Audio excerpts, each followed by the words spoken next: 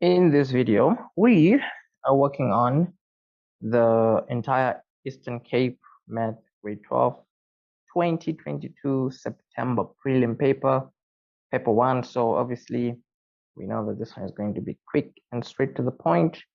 Question number 1, we know that these are always usually warm-up questions. There's really absolutely no reason to get this wrong. So anyways, here we can easily work out our values of x by factorizing. Factors of 21, that gives us a 4, it's 7 and 3. To get a positive 4, we know the big number has to have a positive value and the small one has to have a negative. So we're going to get here x is equal to negative 7 or x is equal to positive 3. The next question, we can see that it's asking us to get an answer here correct to decimal places. So normally whenever we need to get an answer correct to decimal places, it mainly means that we need to eventually use the quadratic formula. So here it would be wrong for you to say x is equal to 3 or x is equal to, or for you to say, or the second portion here is equal to 3. The reason why this is wrong is because we are only able to do that if whatever is on the other side is equal to 0. The reason for that is only if you're multiplying two things together, potentially either one of them could possibly be a 0 because 0 times anything is 0. But then with a 3, you cannot say that potentially either one of them is a 3 for you to multiply them to get a 3. That doesn't make any sense. So here you have to take you can multiply inside, right? And then you can take the 3 over to the other side. And then you can just work this out using your quadratic formula. So yeah, the quadratic formula is something that you can always write out if you're going to use it. And then in terms of putting values into the formula and also putting those values into your calculator, that's why, yeah, you obviously need to be a bit careful, because if you don't do that, then yeah, sometimes it's just a bit messy. But anyways, let's see. So from here, we need to do the following. Let's see what else from here. So from here, we get our two values of x side from the calculator. So the two values of x that we are getting from the calculator, let's see here, we're going to get here. So we're getting here in the calculator negative 0.39. The other one is positive 3.89. Okay, so let's keep it moving. So what you call inequalities. So obviously, if you're going to work out inequalities, you have to firstly be conscious of the specific quadratic equation you're dealing with. So in this case, you also do want to take everything to the left. So before that, let's see, x times 2x is like 2x squared. This times the 1 is like 2x. 3 times x is like 3x.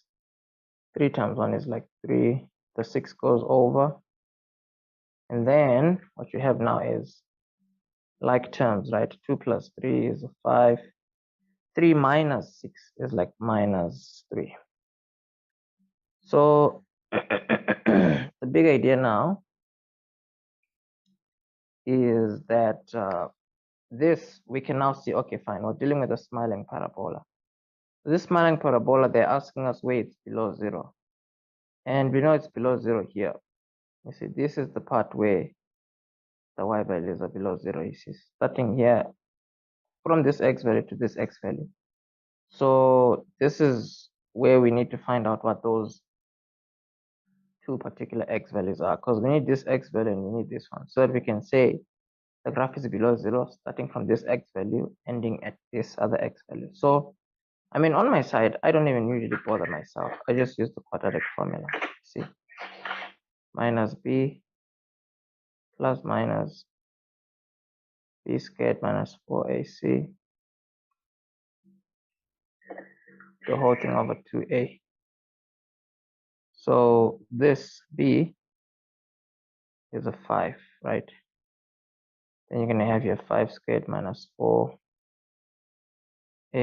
C value is a 2. A value is a 2, C value is a negative 3. So all this, let's see what's the next thing here. So all this in the calculator, let's see what we get. Okay, so we're getting x is equal to -3. The other one, x is equal to a half. So obviously the -3 is the one that starts first. So we're gonna put a -3 over here, positive half there. So you can clearly see the x values have to be bigger than -3, and they also have to be smaller than a half. So here we can say x is bigger than -3, or x is smaller than half. Let us move on. Okay, so we have something. Okay, this is not very special if you have gone through the algebra course on our website. So the algebra course on our website, I mean, like, it's basically a question 1 hack type of course, because it basically goes through how to tackle all sorts of question 1, paper 1 questions. So here the easiest thing you can do is, anytime you see a square root, find a way you can eventually square what you're dealing with. So the one way to do it is you can take the x over, right, to the other side, because once you've done that, fortunately, to get rid of the square root, what you can do is you can square this side, and then you can also square the other side. So remember, when you're squaring two things that are being multiplied together, like the 2 here and the square root of x, what you do is the 2 gets squared, which is a 4. This also gets squared, so the square root cancels out. Here, 3 times 3 is a 9, the -2x, and then plus x squared. So you might as well take everything to one side so that we can just use the quadratic formula. -2 minus a 4 is going to give you a -6. And then fortunately, this one is not crazy to factorize. I mean, it looks as though factors of 9 that can give us a 6 is like just 3 and 3. So get a -1, -6 up to say -3 minus 3. So all this being said, what we can safely say is that x is going to be equal to 3, or x is equal to 3. That's kind of awkward. But then, I mean, like, it's just one answer that is identical. So you don't necessarily have to write. But wait, no. This doesn't look right. Nah, I made a mistake here. Let's see. Wait, no, did I? Let me see here. Negative. Oh, yeah. Why am I putting a -2? Come on. You see, this is what happens when you do mental math. End up making dumb mistakes. So you see, 3 times 3 is a 9. And then it's like -3 and -3. That's going to give you -6. Wait. What did I do wrong? Because the 3 and the 3 don't make sense, because it doesn't balance out the equation. Oh, yeah, there we go. The -6 was the issue. So let me might as well just, in the next step here, -6 minus 4 would have given us a -10. And then plus 9. Factors of 9 that give a 10 is just 9 and 1. So 9 and 1 are our factors. So let's see here. 9, 1, x. To get a -10, you have to say -9 minus 1. So here x is 9, or x is 1, right? So let's carry on. So carrying on, what do we know? Well, before carrying on, you have to always be careful when you're dealing with surds, because not all answers work out. You see, so you have to test them. So let's try 9. 9, square root of 9 is like 3. So 2 times 3 is 6. 6 plus a 9 is definitely not a 3, so the 9 doesn't work. The 1, square root of 1 is 1. 1 times 2 is 2. 2 plus 1 is 3. Yeah, so the 1 balances out. 1.2, 1.2, 1.2. Say solve simultaneously for x and y, right? Yeah, so these questions, like, they are not, they're just normal, to say the least. So here it looks like you may want to isolate x. This is going to be -2y minus 3. So that is what you want to throw in this equation over there. Doing that, you're going to have here -2y minus 3, right? You square it, and then you have y squared, right? Plus 2 negative 2y minus 3 y again equal to 1. So with all this being done, right, if you're going to multiply out this bracket, two brackets, right, that look identical, you're going to have 4y squared and then plus 12y and then plus 9. So moving on, plus y squared, moving in, multiplying in, so the 2 here and the y, you can put them together, right? So it's going to be 2y multiplied by this, it's going to give you negative 4y squared, and then 2y times the negative 3 and give us negative 6y. The one here can move over, it's going to be minus 1 equal to 0. So okay, so from here we can see that the y squared is left on its own there, so we can just have that in front. 12y here, and then 9 minus 1 is like what? Positive 8. 12 though. Wait, is it? Oh, there's like term here. Yes, this is gonna be 6. Okay, so everything looks fine.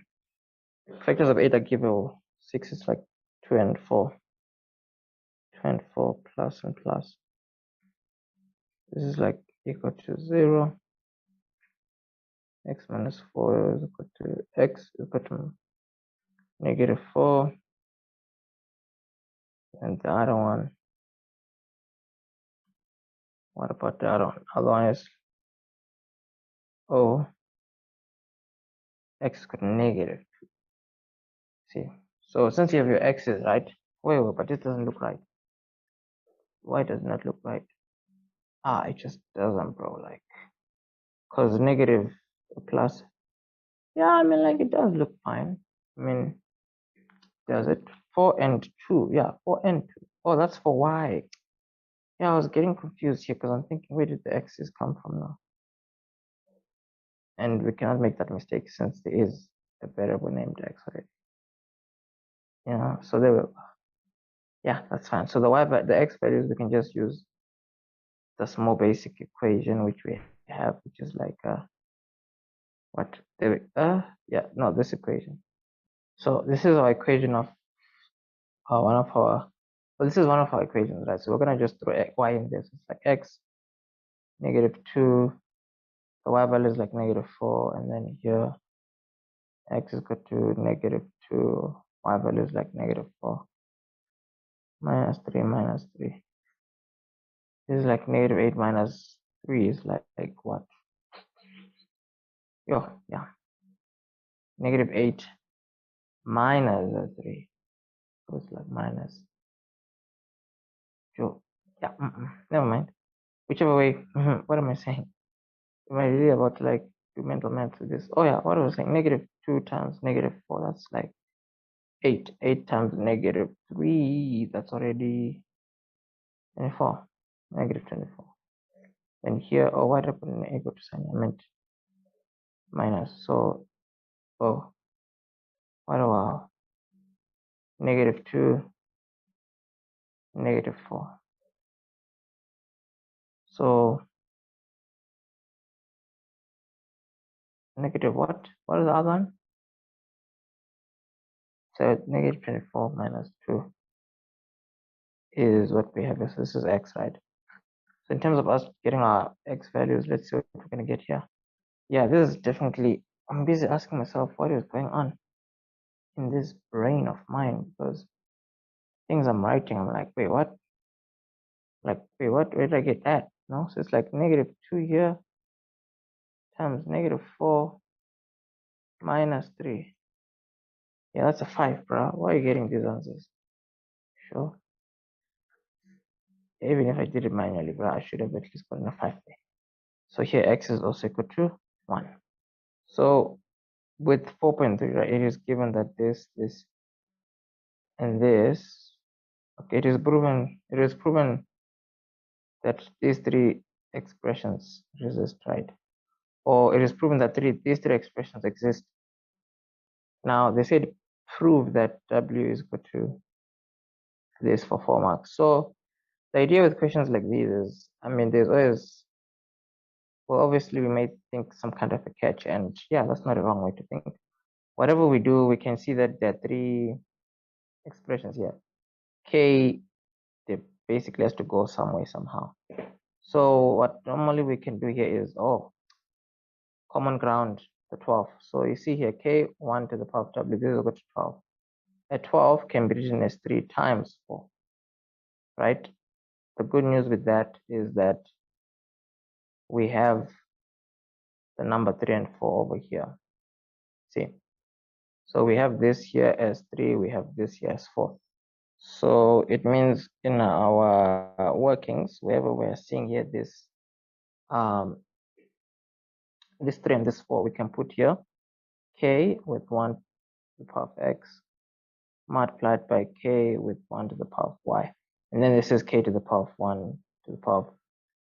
So as you can see, where I am is at 22 on Sloan. This is where we're going to be hosting our in-person workshop on the 18th of October and on the 19th of October 2022. So the workshop is going to start at 8 in the morning and we're going to be ending off at 3:30 in the afternoon with a break in between. As you can see, the idea behind the workshop is we will be able to work on whatever we need to work on the whiteboard, and for those that will be joining in online, we will be able to interact with you via that huge screen over there. If you don't want to show your face, that's still 100% okay. We will be able to maybe in some instances just read your questions. You'll be able to send through your questions. We'll be able to see you. This is going to be something you definitely do not want to miss. As you can see, the seats here are limited. This table though is huge. It's big. You can already get the vibe.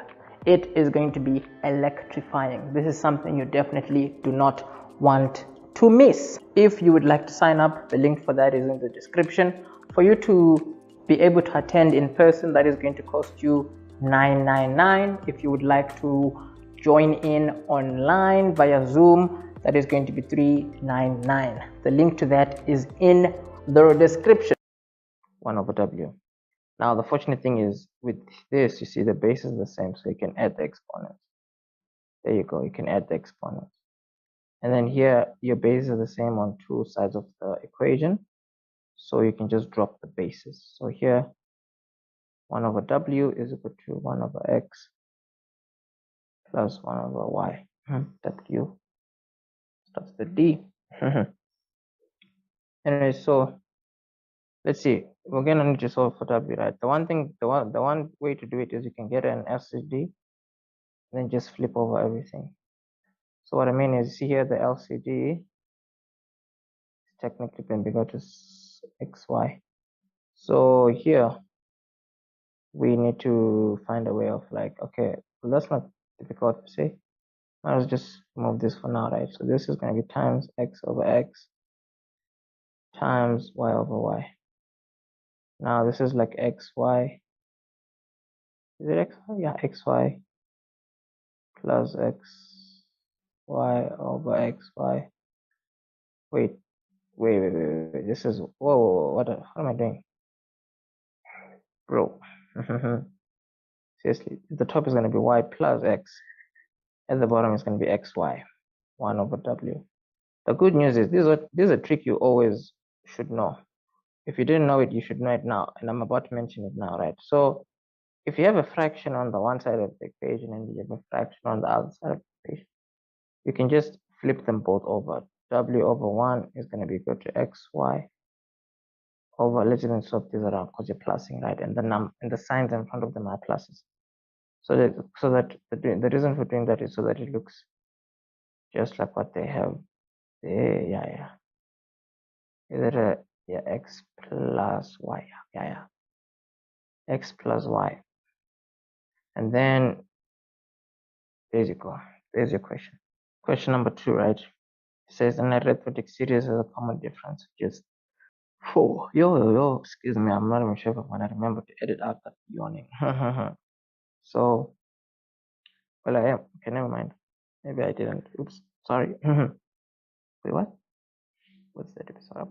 I don't know. But anyways, An arithmetic series has a common difference of 4, yes.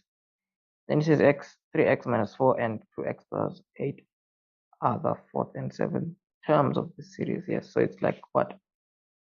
They're the fourth, so it's like T4, T7, and they say determine the value of x. Wow. Oh, they said it has a common difference of 4, so it does. So what we need to keep in mind is, okay, there is T7, 6, 5, 4. So the reason why I'm trying to lay this out is because of the following. If you see this is 2x, right, plus 8, and you see that this is like 3x minus 1. What we know is, because of what they told us, the difference is 4. The common difference is 4, right? Oops. Whoa. Don't tell me that this thing is like, oh, I chose black. Oops. He's writing with black. I thought I broke the pen. Anyway, so the idea is, you see, the difference is 4. So you have to think logically here. What it means is from T4 to T5, you plus a 4. And then from T5 to T6, you plus another 4. From 6 to 7, you plus another 4. So all you know is between here to go there, you have to add 1, 2, 3 times 4. So you see here, all you can now say is an equation. 3x minus 1, right? If you add 12, it will give you 2x plus 8. Literally, you see. So solving for x here, you're going to have negative 1 plus 12, right? It's going to be like 3x plus 11. And then 2x here plus 8, right? If you move the 2x to the left, it's going to be x. 11 to the other side, it's going to give you 8. Minus 11, it's going to give you like minus 3. Is it minus 3? Yeah. Is it? Yeah. 8, 9, 10, 11. Yeah. Moving on, right? They said here we should calculate the first term of the series. So calculating the first term of the series, we can work backwards from t number 4, right? So what we know is t4 is equal to, what did they tell us here? 3x minus 1, right? 3x minus 1. So if that's the case, what we know is x is like negative 3. So 3 times negative 3 is like negative 9. And then this is like negative 10. So if we now know that T4 is like negative 10, remember, working backwards, we're just going to be subtracting 4 all the time. So if this is like, what we know is this is like negative 10, right? Remember, going backwards, we do the opposite of the common difference. So the opposite of plusing a 4, you would be minusing. So here, negative 10, if you minus a 4, you'd get like negative 6. And then if you minus a 4, you would get like negative 2. And then if you minus a 4, you get like what number are you getting now? Ha ha ha ha. You get the number 2. You see? No. Wait, what? Did I? Opposite minus. Wait. If you negative 4 minus 4. Wow. That's like minus 14, bruh. Yo, my maths is so off. Yo, dude, negative 10 minus 4 is going to give you negative 14. Minus 4 is going to give you negative 18. Minus 4 is going to give you negative 22. Yo, that was awkward. That was like proper awkward. But anyways, yeah, because if you work going forward now, so this is, we're working backwards, right? That's what we're doing the opposite. So negative 22, if you plus a 4, you get this. Yeah, if you plus a 4, you get this. If you plus a 4, you get this. So here we can say, therefore, it's so funny. First term is what? Is a negative 22. This is all good. B says the sum of the first 42 terms in the series. So S42, you can just use the Sn formula. So it's like Rn minus 1, R minus 1. You see, first term, we know what it is. First term is negative 22. And what is this thing? What is this thing now? R is no, these are arithmetic sequence. It's arithmetic, so we should not even be using this formula. So we should, here we can say Sn is equal to n over 2 2a plus n minus 1d, and then n is what is n? N is basically the number of terms that you're adding up, so that's 42. A is negative 22, and then d is the common difference, right? Which in this case was a 4 plus 4. So let's just throw everything into the formula. So here S42, I'm going to get 42 over 2. A is like negative 22. N is like 42. D is like 4. And then all this in the calculator, let's see what we're going to get. 2,520 is 42. Okay, let us keep it moving, right? So 2.2.1 says the following. It says the first term of a quadratic number pattern is this much. So the first term is 61, okay? Quadratic number pattern. And then it says here tk, so a certain term, right, is equal to this value. Or rather, this is a formula. It forms the first differences of the quadratic system. Okay, it says write down the second and third terms of the quadratic pattern. Well, I mean, like if it starts at 61, right, what you have to remember is the sequence of first differences is basically the numbers that go here.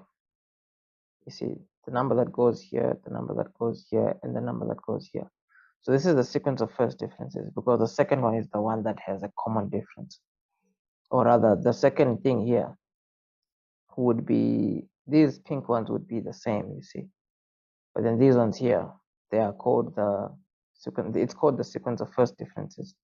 So if it has a formula, it just means that what is in position 1 oh, I'm so sorry, excuse me. What is in position 1, right? This is like 4 times 1, and then minus 26. That's gonna be like So as you can see, where I am is at 22 on Sloan. This is where we're going to be hosting our in-person workshop on the 18th of October and on the 19th of October 2022. So the workshop is going to start at 8 in the morning, and we're going to be ending off at 3:30 in the afternoon with a break in between. As you can see, the idea behind the workshop is we will be able to work on whatever we need to work on the whiteboard, and for those that will be joining in online, we will be able to interact with you via that huge screen over there. If you don't want to show your face, that's still 100% okay. We will be able to maybe in some instances just read your questions. You'll be able to send through your questions. We'll be able to see you. This is going to be something you definitely do not want to miss. As you can see, the seats here are limited. This table though is huge. It's big. You can already get the vibe. It is going to be electrifying. This is something you definitely do not want to miss. If you would like to sign up, the link for that is in the description. For you to be able to attend in person, that is going to cost you $999. If you would like to join in online via Zoom, that is going to be $399. The link to that is in the description. 4 minus 26, that's like 4 minus 26, yeah, it's like negative 22. That's what goes here, you see, it's like negative 22. And then what's in position number, what's after that is 8 minus this, right? 8 minus this is like yeah, negative 18. Yep, negative 18. And then in position number 3, you have 12 minus 26. What is 12 minus 26? You know, you have like negative 14. What? Negative 14? Serious? Yeah, bro, negative 14. So this is the sequence of first differences. Now what that means is, going forward, you would just be saying this number plus this one, you get this value. And then you carry on basically like that, you see. So in our case here, 61 minus 22, that's going to give you 39, you see. And then if you minus 18, that's going to give you 21. If you minus, so you just need you basically just need they just need the second one and the third one. So that's what you've given them. T2 is 39, T3 is equal to 21, you see. So moving on, you have 2.2.2, right? What does 2.2.2 say? 2.2.2 says the following. It says, if the nth term of the quadratic number pattern is given by this equation, calculate the value of the smallest term. So this is a quadratic number pattern. So it means this is drawing a smiling parabola. So when they ask for the smallest term, you are basically asked for the turning point. That's how you must view it. You see, that's how you must view it. So when you get a turning point, remember, if it was a parabola, you would have written something like x is equal to minus b over 2a. That would have given you like the x value of the turning point.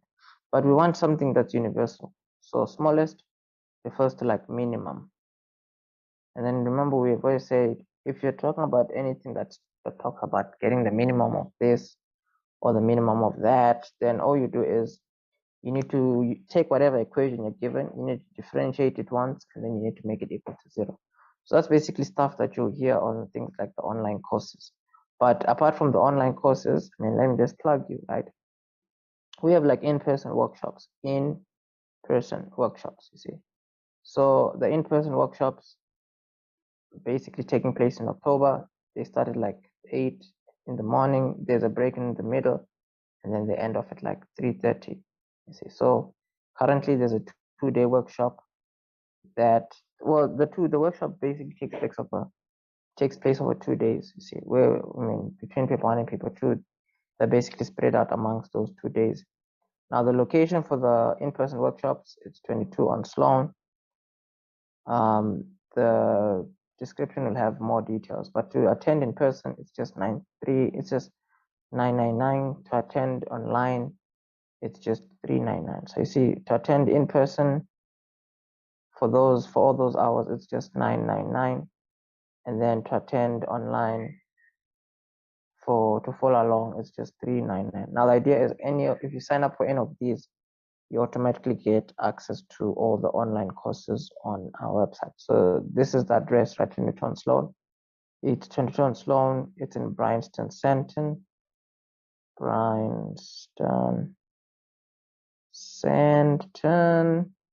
The postcode is 2191. If you have any questions on this, you can always just let me know. You can always contact me on WhatsApp, whichever way you can. Then I'll be able to clarify, give more information. So on WhatsApp, it's like 063 9671872. Anyways, let's carry on. So getting the smallest value here, we're saying it's the turning point basically. So we have to differentiate the equation and make it equal to 0, and then solve for x. So let's see here. Differentiating this, is like t n equal to 2 times 2 is 4n, and then 1 times negative 28 is negative 28, and then to move on from the exponent, this falls away. So we say we differentiate and make it equal to 0, right? So 4n here, 28. Move the 28 over, it becomes a plus. Now what? Divide by 4 on both sides. Divide by 4, divide by 4. This is like 7, 8, 1, 2, 3. What? 4 can 4 get to 28. Yeah, 7 times, bro. Oops, yeah, of course.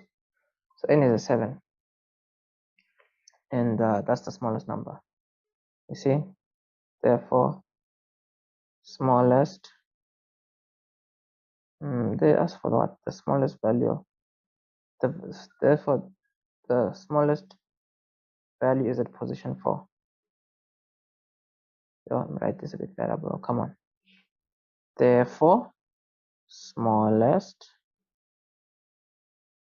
value is at position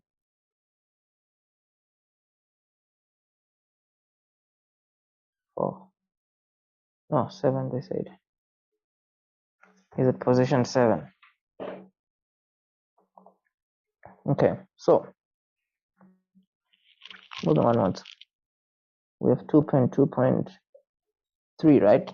It says a constant k is added to Tn such that all the terms of the quadratic number pattern become positive. Determine the values of k. This is so crazy, but let's read again. A constant k is added. Oh, what I mean is a specific number is added to. Wow. Okay, so the sequence of first differences. A specific number is added, right? Because we're talking about k here. A specific number is added to k such that all the terms of the quadratic number pattern become positive. Determine the values of k. So remember, what you want to recognize is that Tn is just going to be a straight line graph. TK is just a straight line graph because here you can see the equation. It's just 4k minus 26. 4k minus 26. That's the what is this? What is 4k minus 26? 4k minus, no, 4k is equal to 4. TK is equal to 4k minus 26. So the idea now is it's a straight line graph. This is the kind of a straight line graph that would technically look as follows. You see, so it has a y-intercept of negative 26, right? It's a smiling. It's a positive straight line graph, so it's going to look something like that.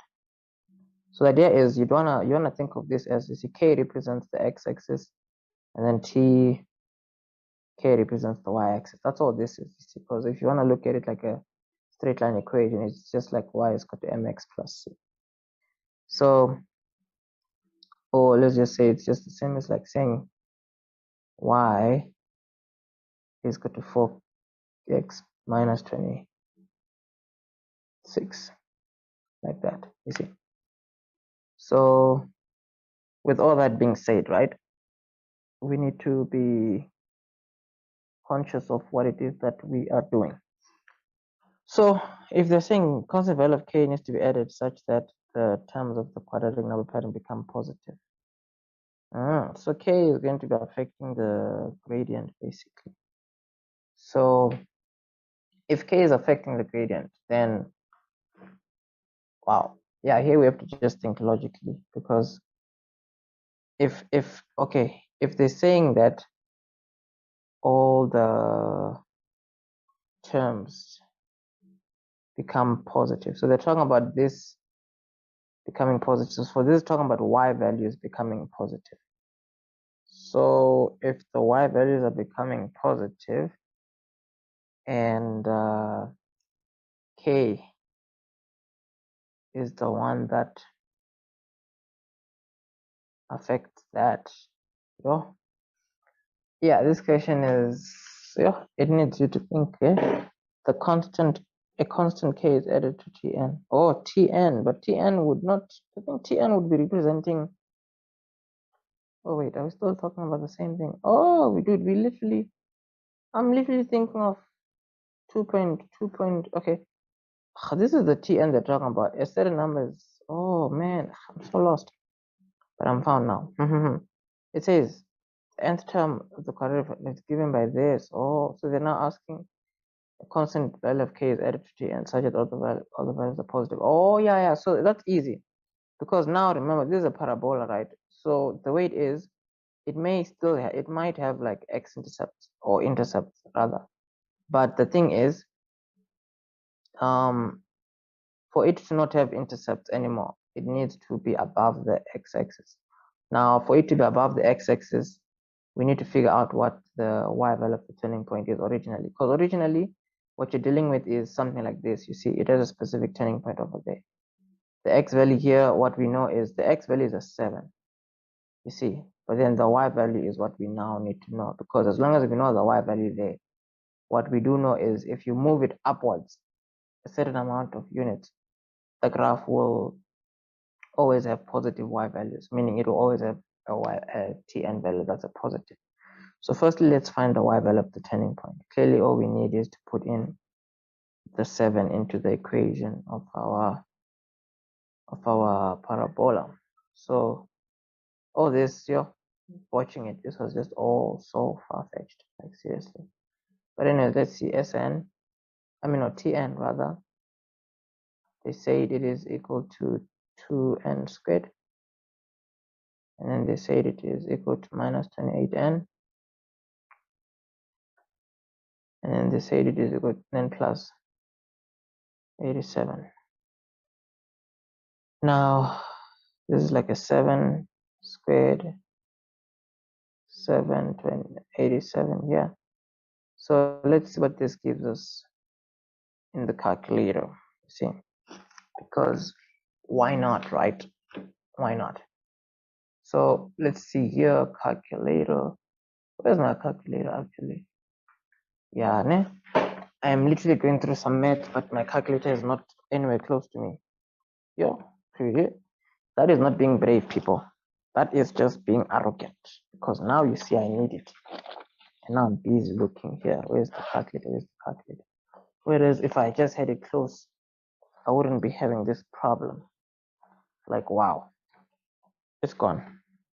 Well, I guess we're gonna have to we're gonna have to, what's that word? We're gonna have to use mental math, because, well, okay, I'm sure you probably think we could just pause and just look through the calculator nicely. Okay, fine, let's see. 49 times 2 is like 98, right? 98 plus the 87, and then we're gonna subtract. Okay, so let's see, 28 times 7, right? It's gonna give us 196,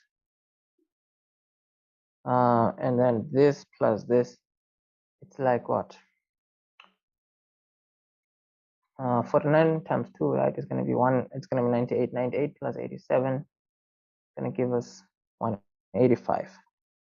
So obviously, if you subtract the 196, you're gonna get a negative 11.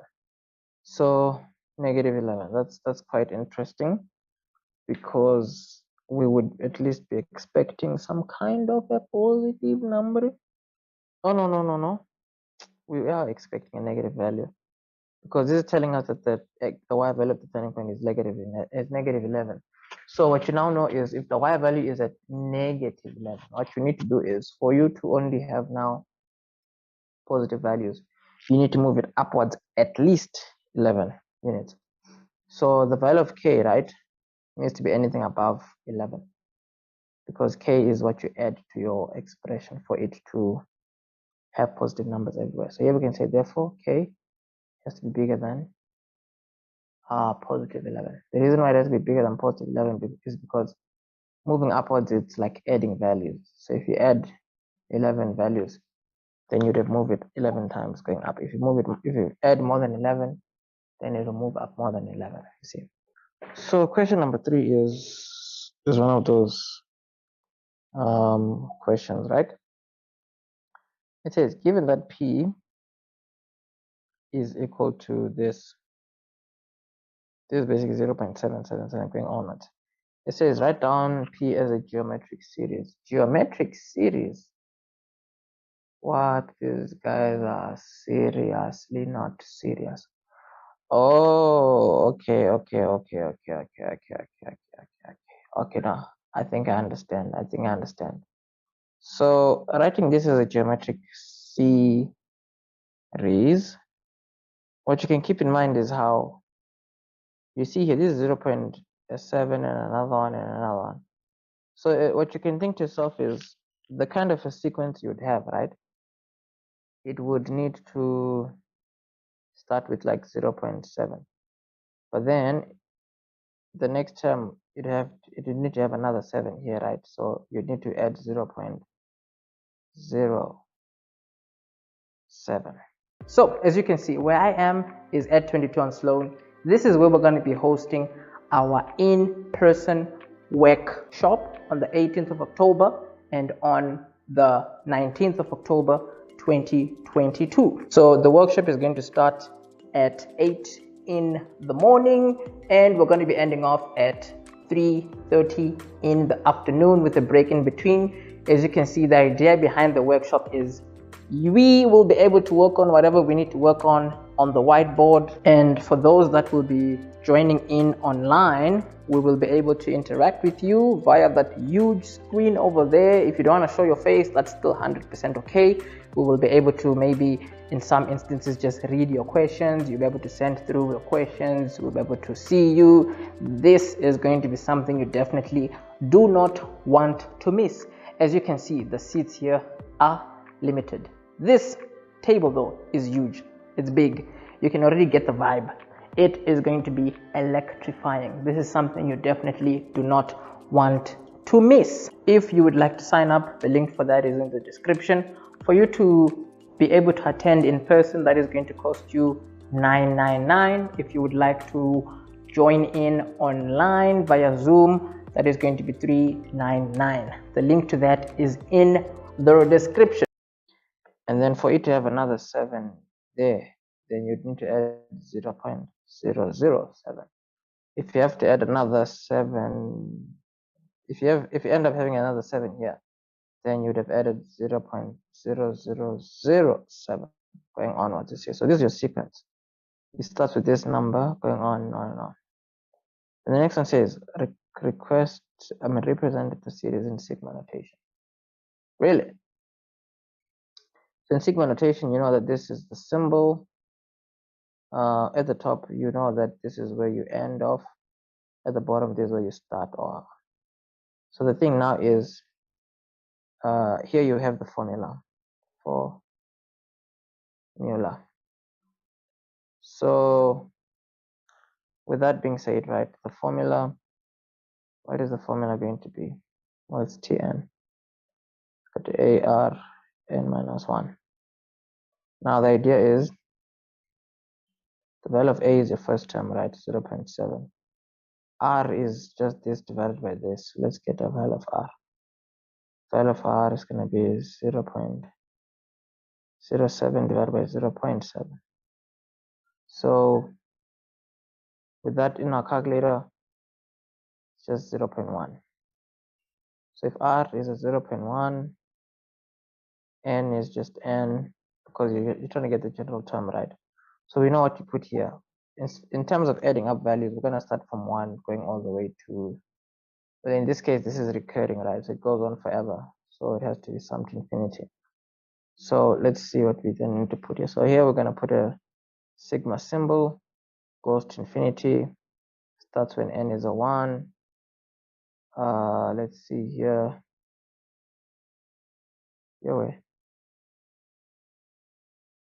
N is a 1, so it's like 0.7, 0.1, n minus 1. That's fine. So yeah, that's your sigma expression over there. Nice and dandy. The next one, 3.1.3. What does 3.1.3 say? 3.1.3 for 2 marks says determine the sum to infinity of the geometric series as a proper fraction. Geometric series as a proper fraction. Determine the sum to infinity of the geometric series. Oh, so we then need to get the sum to infinity. Remember, sum to infinity is this a1 minus r. And then a is the first term, right, which is 0.7. R is just 0.1. And 0.7 divided by, this is technically 0.9. So I mean, like so this is like 0.9, right? So both you can multiply them by 10. You're gonna get 7/9. In your calculator also, your thing just gives you 7/9. But anyways, that's fine. In the geometric sequence, the sum of the 9th and 10th term is 6 times the 8th term. Determine the value of R, the common ratio of the sequence. So these are the questions you read and you write what they've said mathematically. So here it says the in a geometric set, the sum of the ninth. So it's T9 plus T10, right? The sum of the ninth and 10th terms is equal to 6 times the 8th term. So this is 6 times the 8th term. Yeah, let's read that again. In a geometric sequence, the sum of the ninth and 10th, so ninth and 10th, is 6 times the 8th. This is determine the values of R, the common ratio of the sequence. So what you do now is, remember, a general, any sequence, right? If it's geometric, what you have to know is that it looks like this. The first term is A. The second term is A times R. The third term is like A times R squared. And then AR cubed, going onwards until forever. So the thing is, term number 1, you see it is R to the power of 0. Term number 2, it is R to the power of 1. Term number 3 is at R to the power of 2. Term number 4, it is R to the power of 3. Going onward. So term number 9 would basically be like AR to the power of 8. This is basically what you would basically have there. AR to the power of 8. So what that means now is T9, right, is just AR to the power of 8. T10 is just AR to the power of 9. And then T8 is just AR to the power of 7.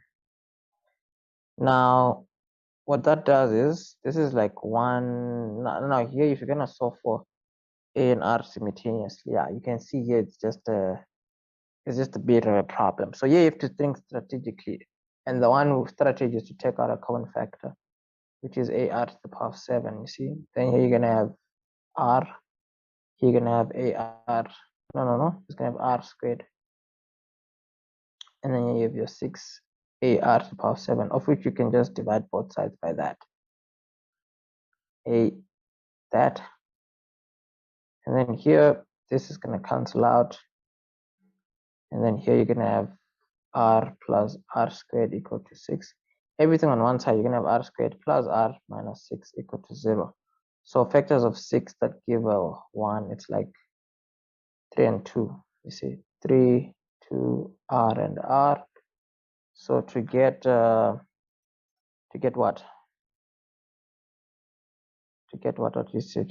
To get a plus 1, it's gonna be like plus 3 minus 2. This is equal to 0, right? So here you're gonna get R is equal to negative 3 or R is equal to 2. So in this situation, you may be thinking to yourself, okay, fine, does it mean both answers are valid? Well, in this case, yeah, like we're getting two numbers, so both answers are going to be valid. Because the only thing is, if you put them in this equation, I'm like,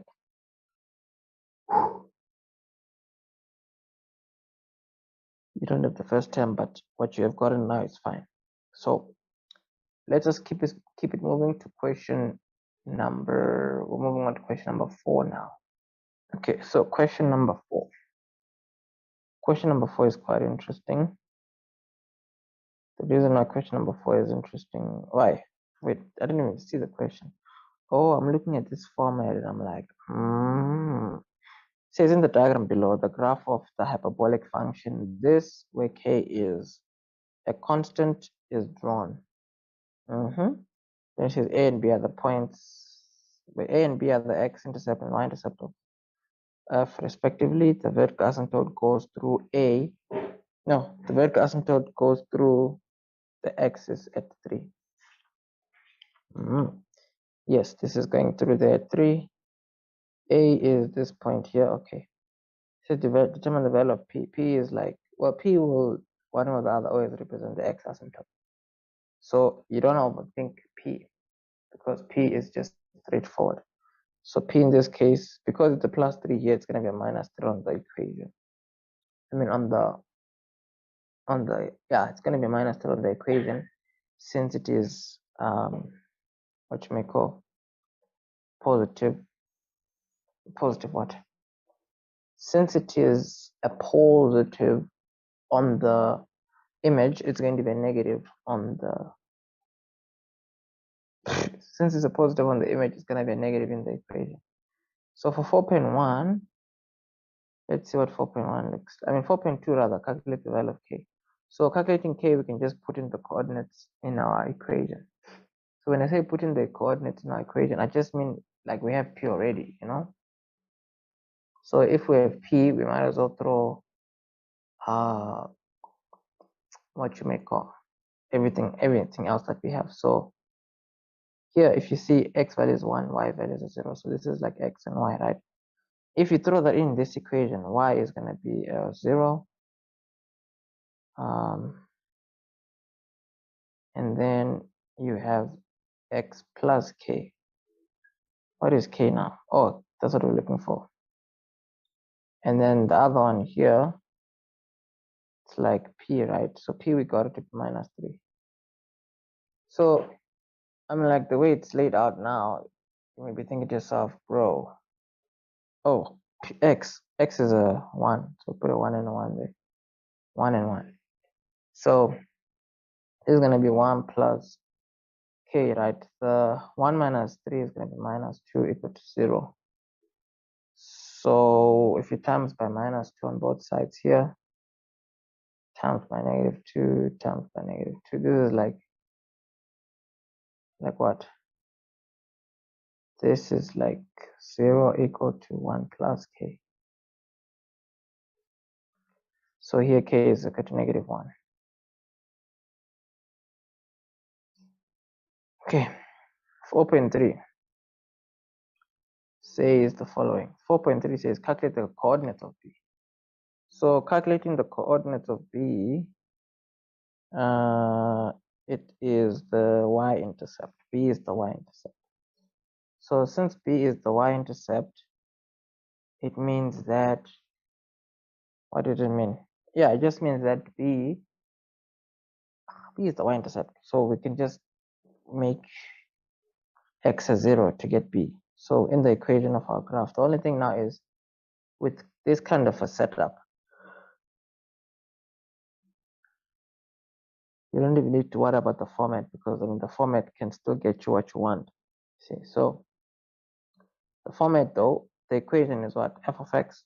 F of x is equal to something. So technically f of x is equal to, what is the value of k? K was negative 1, right? So f of x is equal to x minus 1, x minus 3. So the thing now is, if you're gonna solve for b, you need to make x a 0, you see. So making x a 0, yeah, it's gonna give you something very simple, which is a third, you see. So that's fine. Therefore, the b value is x is a 0, y value is a third. This is all that we need to keep in mind, right? So let's do this. Let's do this. So with everything being said, right?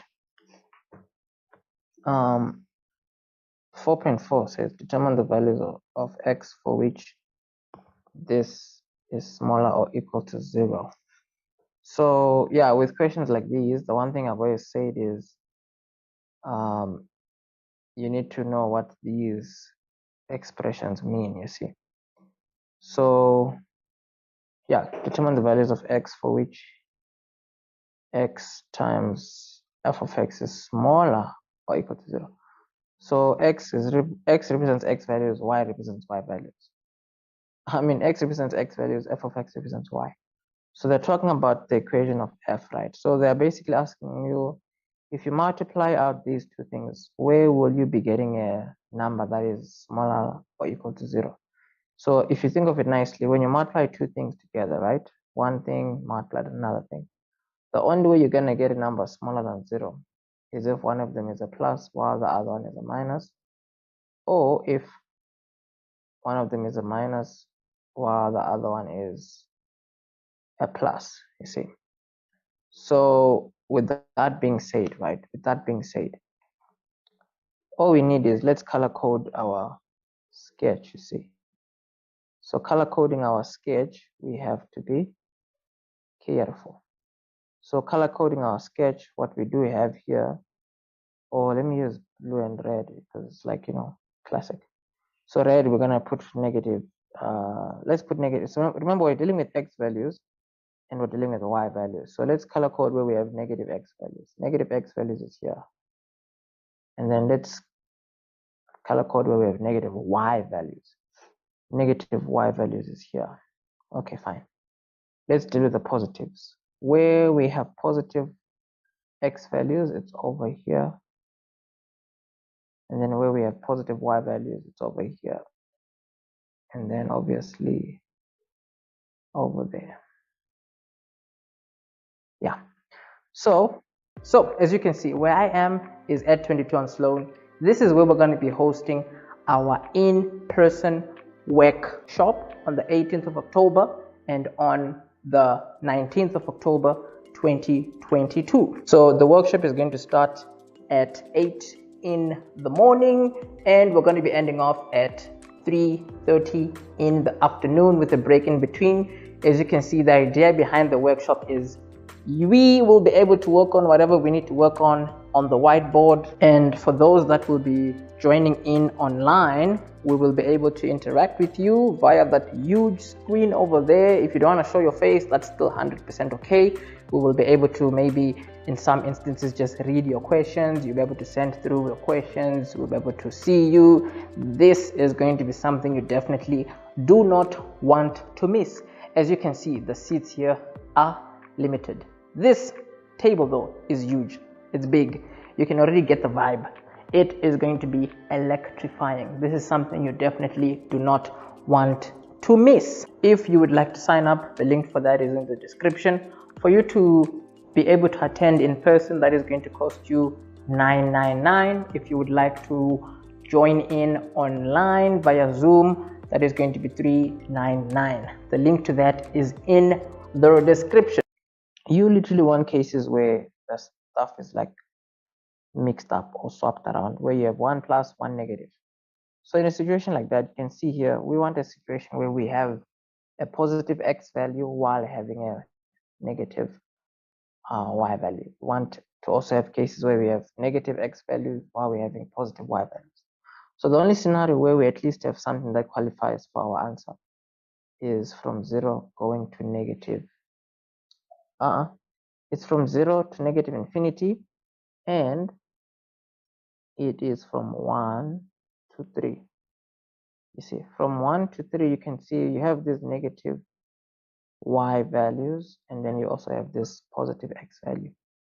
Here you have this negative x value, and then up here you have these positive y values. So let's use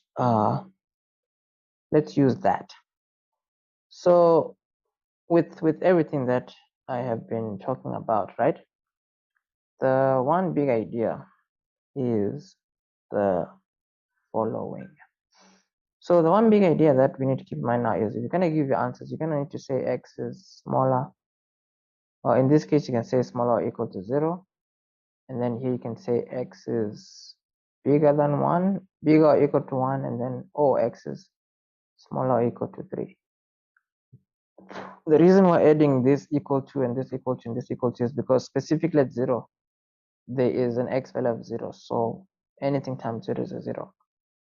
Specifically at 1 and 3, you know, our y values are 0. I mean our y values are 0, so 0 times anything will be giving us the 0 that we know we need to at least get. So let's take these answers and drop them where they belong. So you can see the way you answer these questions is you need to know your work. But anyways, the 3, no, the 3 is not included. The reason why the 3 is not included is because specifically at 3 there's an asymptote, you see. So we need to be mindful of that. So that's why we're not including the 3 specifically, because it's going just before the 3, technically speaking. So yeah, 4.5 says rewrite the equation of f in this format. Well, that one is something you need to be able to, well, you may be asking yourself, how do you even do that? You know, like, how do you even do that? Well, this is like one of those cheat questions. When I say cheat questions, I just mean, yeah, they're usually just weird, because in terms of you like answering this kind of a question, if you think of what we are starting off with, right? F of x equal to x minus 1, x minus 3. So this is one of those questions that kind of show you that the game is rigged. Because the thing is, when you get questions like these, this is what you need to keep in mind. You need to keep in mind that the reason why they're giving you questions like these is because at grade 12 level, there is basically one method that you can use to try and like justify how this can be put into something like this. So the first thing you want to do is you want to look at the bottom, right? And you want to identify what is at the bottom. You see you have x minus 3. So the idea now is you want to somewhat rewrite the top in such a way that x minus 3 is there, but you don't want to neglect the negative 1. So fortunately, the x is there, the x is there. So one way or the other, you want to write negative 1 in terms of negative 3. So what I mean is, to get a negative 3, you can just say, you need to find a way to get negative 1 from negative 3.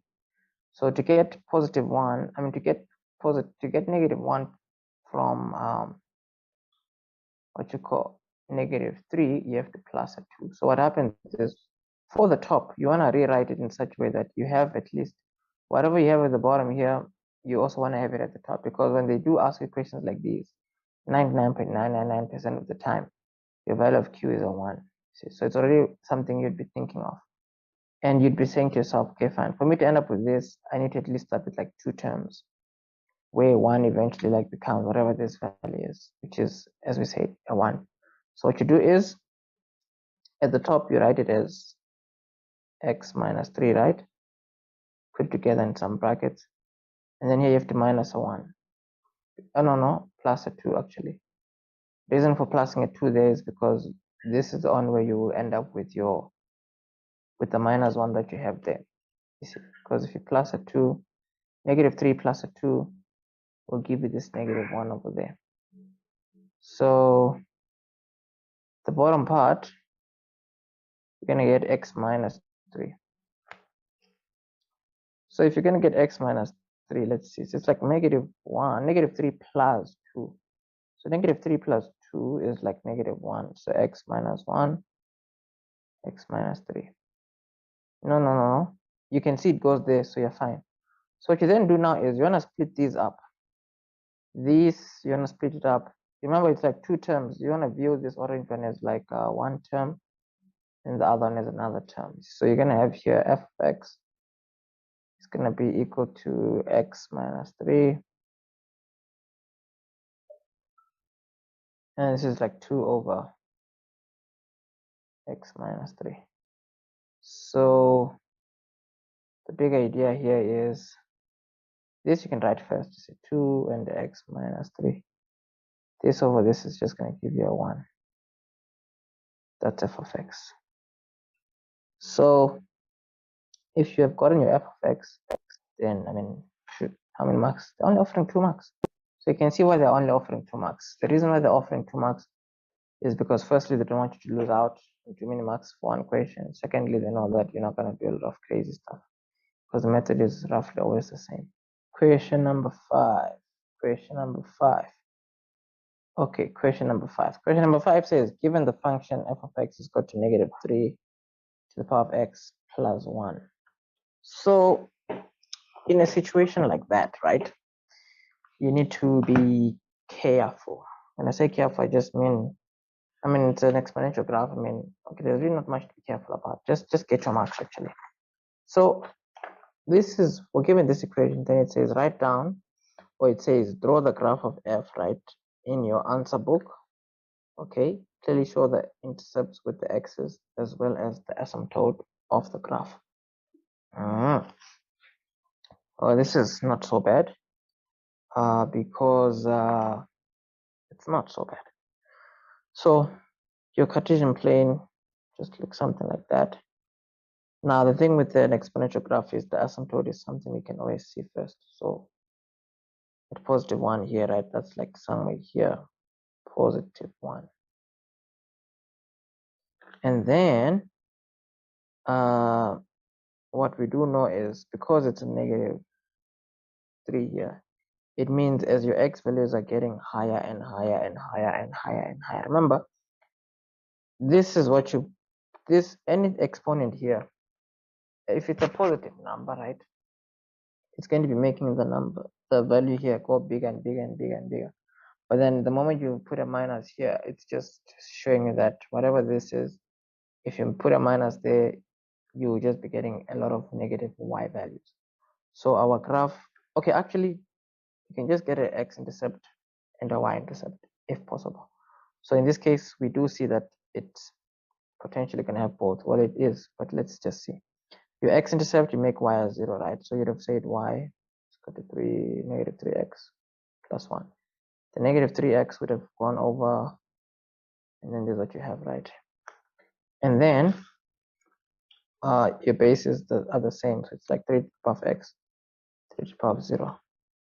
And then here, you can say, therefore, x is equal to, therefore, x is equal to 0. So, yeah, your x value is equal to 0. Meaning what, my guy? Meaning what? So if your x value is equal to 0, right? So what that means is where x is a 0, well, this one I think it's going to be one of those things where the x-intercept is also the same as the y-intercept, because if you make here x as 0, right, you're going to have -3 to the power of 0 and then plus 1. So remember, anything to the power of 0 is a 1. So it's like 1 with a negative, that's -1. So -1 plus 1 is 0. So this is both an x value, this is both an x value and a y value. Now, judging from how this is behaving, remember, as long as x is getting higher and higher and higher, you're going to be multiplying by negative, so it's just going to get lower. This graph is going to look like this, basically.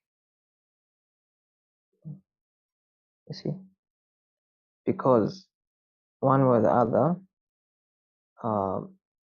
your graph is what, and it is what it is. It is what it is. This is an exponential graph. It's going down like that. So yeah, that's all good. Let's keep it moving, keep it moving, keep it flowing. Let's label it f of x.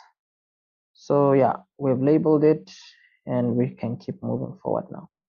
5.2 says write down the range of f. So if we're gonna write down the range of f, well, range means y value. So the y value here is what? It's a positive. What's a positive? This is a positive what? Oh, it's a positive 1. So the range is which y values the graph goes to. We can see it stops at 1. Everything down, it goes to it. So the range, you have to say the y values have to be smaller than negative. I mean, smaller than 1. It's not. It does not touch 1 because it's the asymptote. So anything below 1. And then 5.3 says determine the equation of the asymptote of g if g is negative f of x. So negative f of x is like negative 3x plus 1. So it's going to be like positive 3 of x minus 1. So this is what g of x is, you see. So the equation of the asymptote, you're going to say y is equal to -1, because this is going to be the equation. This here represents the y asymptote, which is the only asymptote that an exponential graph has. So the next question here says, if g is shifted 1 unit upwards to give a new equation h, determine the equation of the inverse of h. So firstly, if g of x is moved 1 unit upwards, it means this is what the equation would look like. G of x plus 1, you see. So the equation of g of x, whatever it is, you would need 2 plus 1. Meaning the new equation, which we know it's h, it's just going to be 3 to the power of x. So getting the inverse of this, what we know is x becomes y, y becomes x. So this whole thing here becomes your x, this here becomes your y. And if you're going to make y the subject of the formula, remember, making y the subject of the formula, if it's an exponent, you're just going to say y, you write it as the subject of the formula. You say y is equal to log, whatever base that is, you see. So that's all you need to keep in mind for this kind of equation. The inverse, they did say they want it in that format, so you can put it like this, and then you can say log x. Wait, no? Bro, come on, man. The base of the exponent, which is 3, becomes the base of the log. This other number comes here. So in this case, base of the exponent is x. The other values, like what? No. Base is 3, bruh. 3 and then x over here. Fine. Everything looks lovely. That's the way we love it. Let's move on. Question number 6 says, the diagram below shows the graphs of f of x is equal to something, and g of x is equal to the first derivative of f. And then it says a and b are the x-intercept of a and c in the x-intercept of g. Wow. Okay, so they mean like there's an x-intercept here, and then there's another for the parabola. There's an x-intercept there and an x-intercept there. Okay. So with all this being said, right? They then told us that D is the turning point. So it looks like D and C have the same x-intercept. The same x value, but we don't have any information of that, so we might as well just leave it. And then it says here, and G of H intersect at M. Who is M? M is an incomplete coordinate, so obviously at some point in time we can expect to ask us something about this M. And then N is like 7 and 10. Okay, fine. So it says calculate the coordinates of D. The turning point, as we mentioned. Is there an equation given? Yes. Oh, finally, at least. So D, you can just differentiate and equate it to 0. So because that's the what? That's how you get the x value of the turning point, and then eventually to get the y, you can just throw in the stuff into the original equation. Or I guess they're just doing it for, let me see here. X squared minus 4x. X squared minus 4x. And then minus 11. And then, well, first derivative, bro, come on. I just rewrote the equation. First derivative is going to be 2 times the one there, which is like 2x. And then minus 4, right? So you're going to, if you differentiate minus 4, it's like 1 times negative 4, which is like minus 4, like that. Yeah. And then, yeah, you need to make it equal to 0, right? 0 is equal to 4, equal to 2x minus 4. The 4 goes to the other side. And then divide by 2 on both sides. Divide by 2x to 2. Now that you have an x value, you can get a y value by throwing x into the original equation. So in the equation of f of x, we're gonna throw a 2 in there. So let's throw a 2, and then let's see. So after throwing a 2 in there, we're having a what's going on now? Yeah, x squared minus something. X squared, right? Minus 4x, and then minus x, and minus 11, I mean. So if we're gonna throw 2 wherever x is, right, then you're gonna have here 2 squared, and then you're gonna have here 2, which is after the 4. So there's like 4 minus 8, which is like 4 minus 8. Isn't it like minus 4? Yeah, so it's like minus 4 minus 11. bro, come on. That's going to give you negative 14. You see, so yeah, so far so good. Also, it is definitely one of those things. So with the next questions, right, let's see what they're asking us here. So 15 though, wait, let me see. Let me just try and see if I made a mistake here. Negative 11, what is 4 minus 2? Well, I made a mistake. Oh yeah, 4 minus 2 is minus 4. Ugh, dude, it's minus 15, bro. Come on. Are you joking? Like, seriously? I keep looking at the answer that I wrote and I'm like, wait, what? How can negative 4 and negative 11 be something else? But yeah, I cannot. So anyways, so for 4 marks, we need to determine the distance of Cn.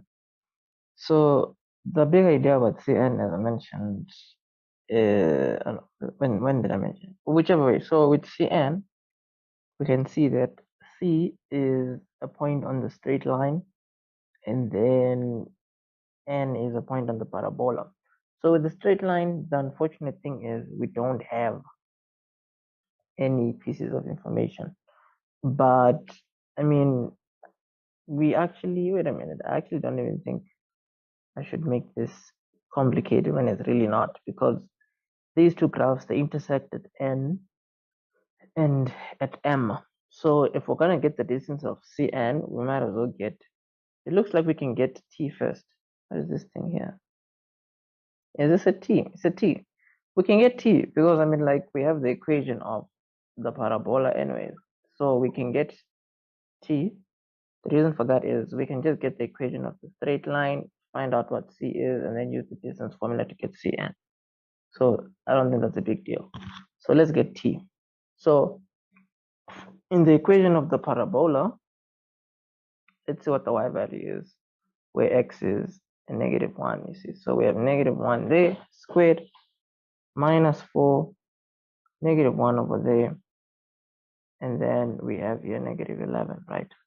So all this in the calculator, you'll see it's like 1 squared is a 1, negative 4, negative 1 is positive 4, negative 11, 5 minus 11 is like what? Minus 7. No, minus, whoa. 6, bro. Minus 6. Yeah. So now that we have the value of T, so as you can see, where I am is at 22 on Sloan. This is where we're going to be hosting our in-person workshop on the 18th of October and on the 19th of October 2022. So the workshop is going to start at 8 in the morning and we're going to be ending off at 3:30 in the afternoon with a break in between. As you can see, the idea behind the workshop is we will be able to work on whatever we need to work on the whiteboard, and for those that will be joining in online, we will be able to interact with you via that huge screen over there. If you don't want to show your face, that's still 100% okay. We will be able to maybe in some instances just read your questions. You'll be able to send through your questions. We'll be able to see you. This is going to be something you definitely do not want to miss. As you can see, the seats here are limited. This table though is huge. It's big. You can already get the vibe. It is going to be electrifying. This is something you definitely do not want to miss. If you would like to sign up, the link for that is in the description. For you to be able to attend in person, that is going to cost you $9.99. If you would like to join in online via Zoom, that is going to be $3.99. The link to that is in the description. We can basically move forward with our agenda, you see, because now we can get the gradient of Mn, right? So let's do it. Getting the gradient of Mn, you know that is going to be again y2 minus y1, x2 minus x1. So in this situation, we can say 10 minus negative 6, meaning we're going to plus, and then here we're going to have 7 minus negative 1, meaning we're going to plus. So this is going to be like 16 over 8, which is like a 2. So obviously, with this thing mentioned, right, we have the gradient of Cn now. We said we need to get the equation of Cn. So what we know is that y minus y1 is equal to mx minus x1. So the gradient is, we said it's a 2. X1 and x2, I mean x1 and y1 represent the coordinates. So we can use 7 and 10 here. So you can say y minus 10, x minus 7. You see, this is going to be 2x minus 14, y. If this minus 10, we can take it over, right? It becomes plus 10. So here y is going to be equal to 2x. Negative 14 plus 10 is like negative 4. Let's see if that's, yeah, sounds like, so if this here is like negative 6, this being negative 4 is definitely believable. So now we can get C. Okay, so C, we can make x a 0 in the equation. Oh, so here we can say, whoa. Yeah, if you make x a 0 here, I mean, if you make y a 0 rather, to get the x-intercept, let's see, 0, 2x minus 4, the 4 goes over, divide by 2 on both sides, you have x is equal to 2. There we go. So C is the coordinate of C. Coincidentally, oh no. Coincidentally, x is a 2 here. So 2 and 0. Therefore, Cn, just use the distance formula. Because, I mean, why not, you see? Square root x2 minus x1 squared, y2 minus y1 squared. So let's see, which coordinates do we have? Okay, so it's like we can say 7 minus 2, so it's like, 7 minus 2 squared plus 10 minus 0. So it's like 10 minus 0. And then let's see what we should do next. So obviously from here, we have 7 minus 2 is like 5, right? So yeah, risky business. 5 squared is like 25. 10 squared is like 100. Square root of 125. So square root of 125 is basically our distance of Cn. So one way or the other, we can, yeah, so this is what we have. Nothing crazy, nothing major. 5 times this, we can write it as 5 times 25, which is 5 square root of 5 basically. So let's just carry on, because why not? 6.2 says the following. 6.2 says, for which values of x is f of x below g of x? So with a question like this one, yeah, let's see what we can do. Let's see what we can do. So well, what do you remember? Let's see what we can do. So this, we obviously need our sketch. We need the whole sketch here. So let's take this sketch here and let's paste it over here. You see. So with our sketch here, what we know is f of x represents the y values, g of x represents, f of x represents y values of f, this represents y values of g. So this is asking where are the y values of f below the y values of g. So what you normally do is go to where the graphs meet. And then if you look at it nicely, the f of x, where are they below the graph of g? So y values of f, you can see here, these y values of f, right? They are above these y values of g until this point they're equal, and then they swap around. The values of f here are now below. See, they're down here, and then the values of g are up here. So this is where the graph of g is above the graph of f. It's starting from this x value up until this x value. So between -1 and 7, you see. So here we can say x is bigger than -1, but then that same x value is smaller than 7, which is what we have there. The next one says, well, for each value of x is g of x minus f of x a maximum. So this is not a strange question. All you do is, remember, this here is an equation. So you take that equation, and then since they're asking where that equation is a maximum, what you do is, whatever this equation is, right, you're gonna differentiate it and make it equal to 0, because anytime they ask for the maximum of something, remember, within the online courses that are on our website, the link to that in the description, right, the one thing you always hear in the calculus course is that if you're going to need to work out the maximum or the minimum of something, whatever equation that is, differentiate it and make it equal to 0. So the graph of g, fortunately, we already have the equation of g here. You see, 2x minus 4. So here we can have the 2x minus 4, that's the equation of g. The equation of f of x, remember, if you're going to minus f of x, it means all of this is going to change. So you're going to be having negative x squared plus 4x and then plus 11. So let's do that, right? So we're going to have here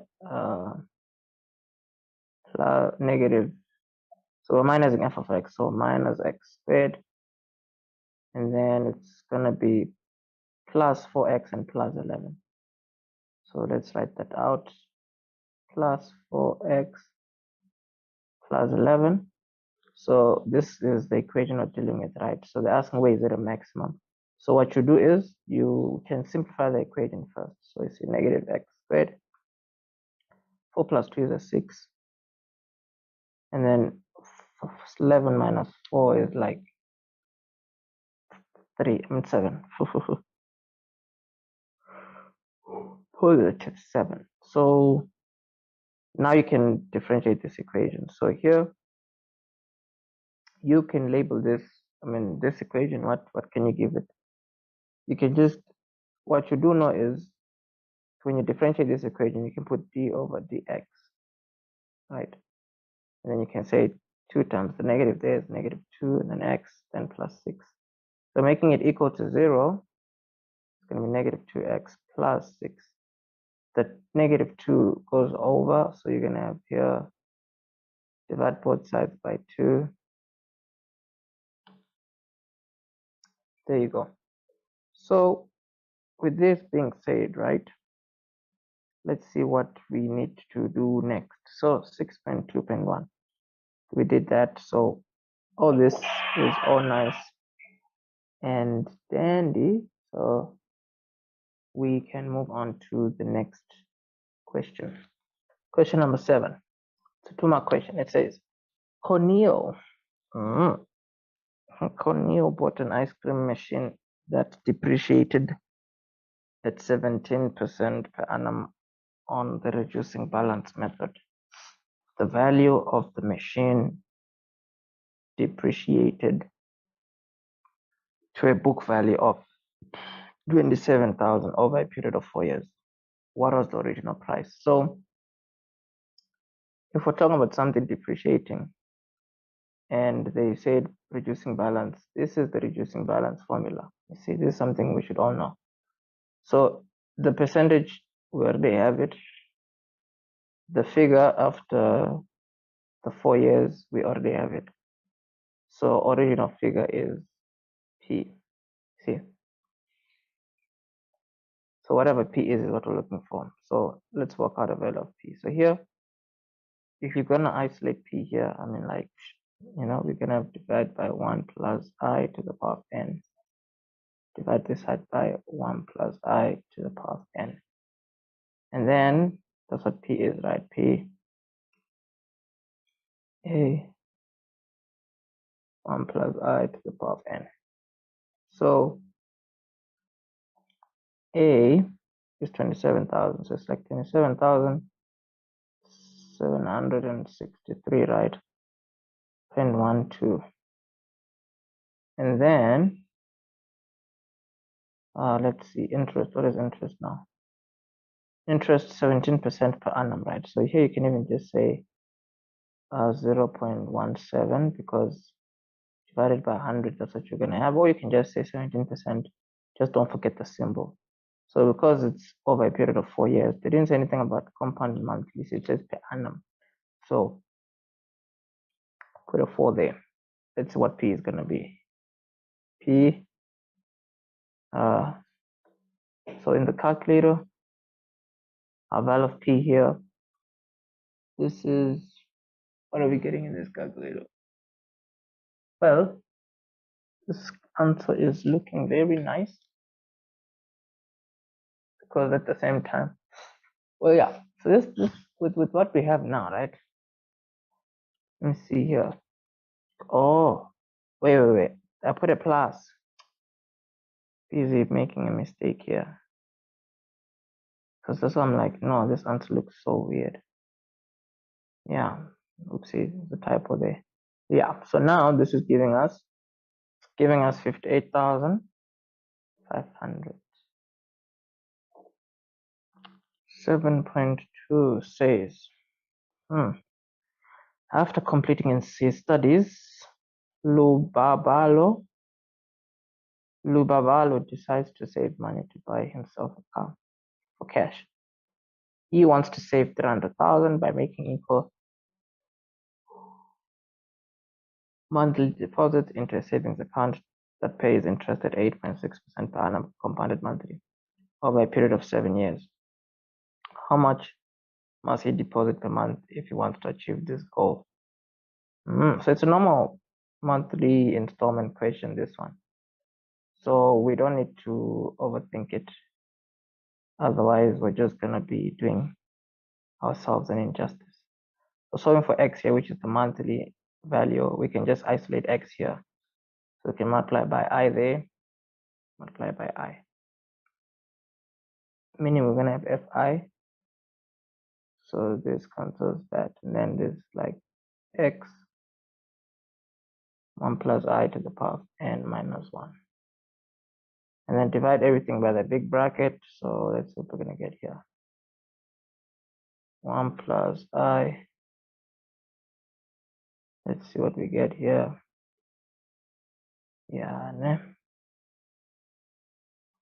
This cancels that. So it's like f. Oh, this also you divide by the big bracket. You see. 1 plus I to the power of n minus 1. Oh, sharksify. So here's therefore. So our x value, right? Go to fi 1 plus I to the power of n minus 1 close bracket. There we go. Yeah, so that's what you need to keep in mind, you see. Whoa. So with having to written it like this, it allows you to make less mistakes because it just allows you to put everything in the calculator. So our f value is 300,000. That's the amount we are looking for at the end of the day. So because our interest is compounded monthly, our value of I has to be the interest, which is 8.6% divided by 12. It's over 7 years, so n is going to be 7 times 12. So that's basically the two key things we need to keep in mind. The rest we can just, I mean, it's straightforward. So f here, 300,000. Interest, what is interest? 8.6%, right? Over 12. The whole thing over, whole thing here. Interest is like 8.6% over 12. What is n? N is 7 times 12, right? Which is like 70. 2? Is that what 12 times 7 is? Yeah, getting a blunt. It's not 8. It sounds too small. I think it's like what 6 times 5? No, man, it's like 84, bro. Yeah, 84 sounds a bit more. Yeah, 84 sounds like it has a bit more oomph. 72 just sounds way too small, like seriously.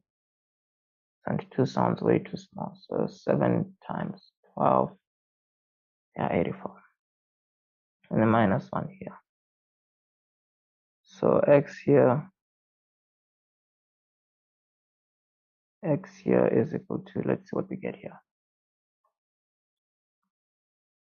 So yeah, so with everything that we're getting here in the calculator, we're getting here 2,616.05, which is okay. Nothing too crazy for this question. The next one says Yolanda required a mortgage loan to buy a house. She was required to pay this much monthly, and she was charged 10.4% interest per annum compounded monthly. Her payment period was 25 years, and the first payment was made at the end of each month after she took the loan. So there are no months that she skipped or whatever. Then she's calculated the value of the mortgage loan to the nearest rent Yolanda needed. Oh, so here we are we're being asked to work out the value of P, because one way or the other, they gave us everything else. You see, they gave us the interest rate, they gave us the monthly, they gave us the years. So this is just a straightforward question where they want us to get the value of P. So X is gonna be 8,901.96. Interest is like 10.4%, right? So 10.4% over 12. What do we now get here? N is what? 25. So 25 times 12 is like what? Let's just write it like this: 25 times 12. And then what else? At the bottom, same at the bottom, interest is 10.4%, right, over 12. Yeah. Let's see what we're gonna get from this question here. So in the calculator, whoa, bro, where's the minus 1 here? Come on now. Why are you adding extra stuff now? Let's try that again in the calculator. Okay, this is quite a straightforward number. I mean, like, clearly, if you round it off to the nearest whole number, which is what's logical here, it's going to be 950,000. Yeah, 950,000, because 949,000.99999. I mean, like, it is what it is. So moving on, it says, after 204 payments, Yolanda could only afford 7,500 per month going forward. Determine the outstanding balance after the 204th payment. So the thing is, if you're gonna get the balance on a loan, there are two ways to do it. The main way that I always use is the A minus F formula.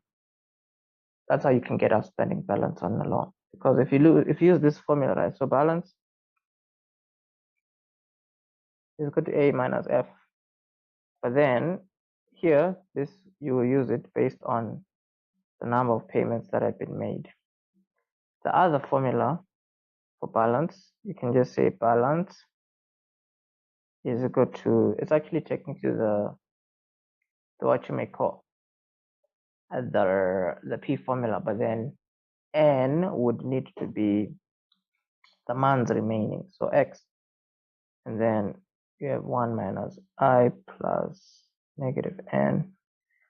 This here, right, you have to keep in mind that n is basically the months remaining. So here n is months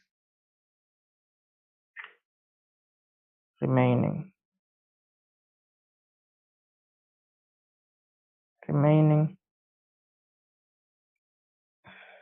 The months remaining. So in our case, technically speaking, right, out of 300 months, if you remove 204 months, there's 96 months remaining.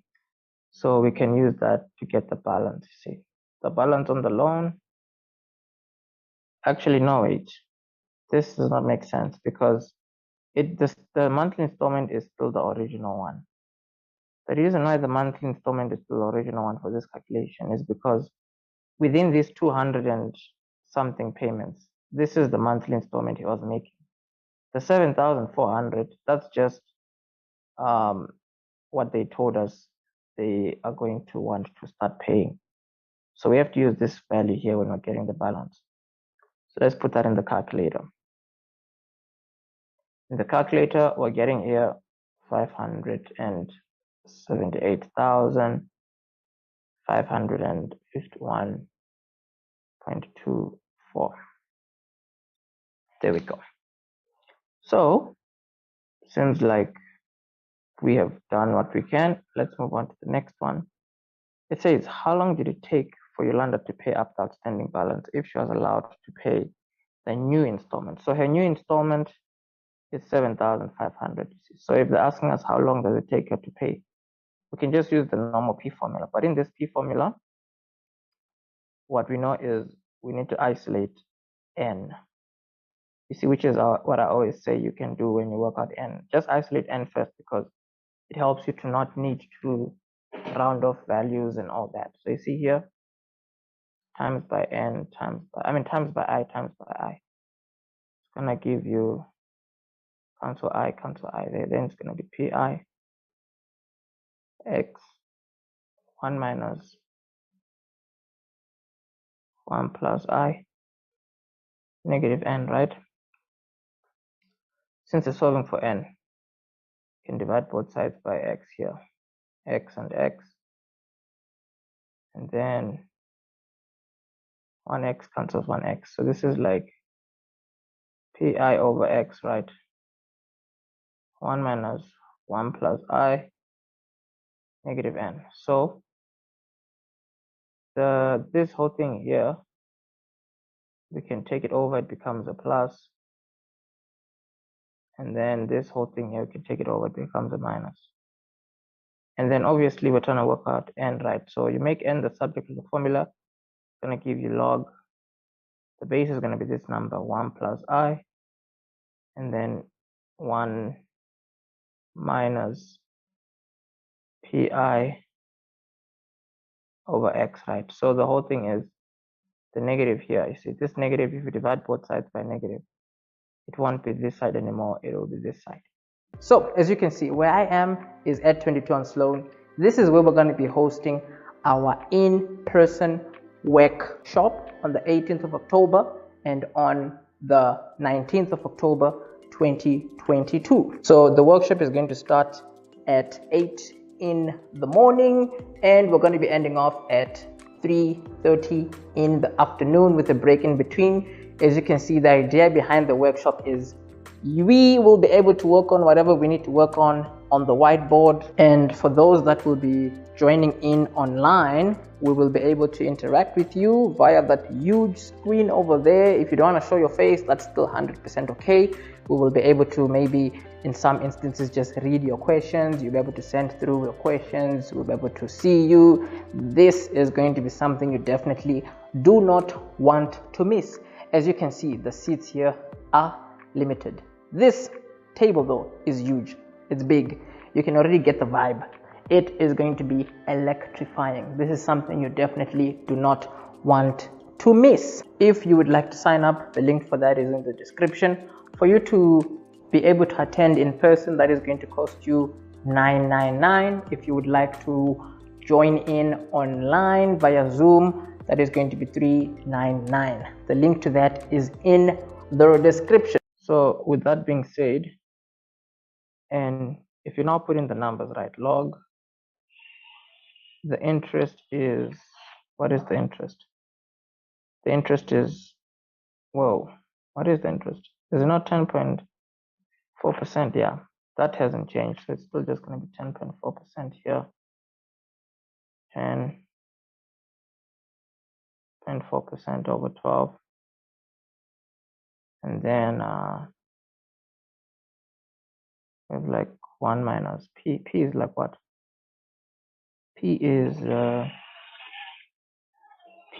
the amount that we're paying off, right? Which is the amount we got in the previous question. That's the balance on the loan, because that's the amount he owes, you know, before he changed his installment. Well, where did the answer go now? Yeah, so our answer here was 578,551.24. So here, that's the number we're going to use here. 578,551.24.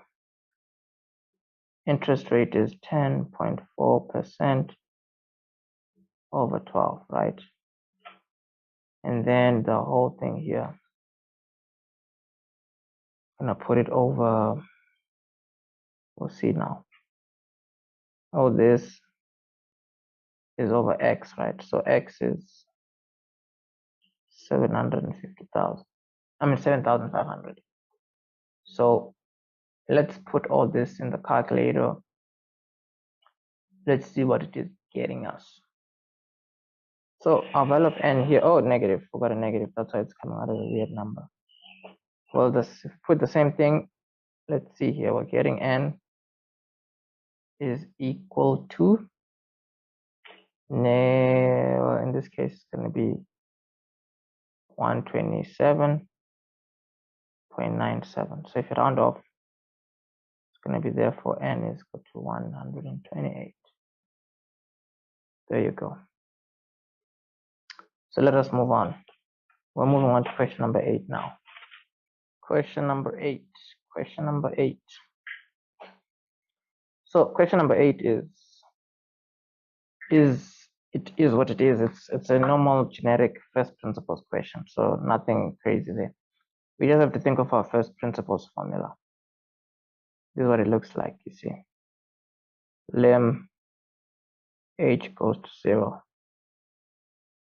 Fx plus h minus f of x, right? The whole thing here over h. So the big idea here is that, let's see, lim h goes to 0, right? So what you need to keep in mind is, well, obviously, wait, no, let's not do this. So here, what we do know is fx plus h. This is what you need to actually get first.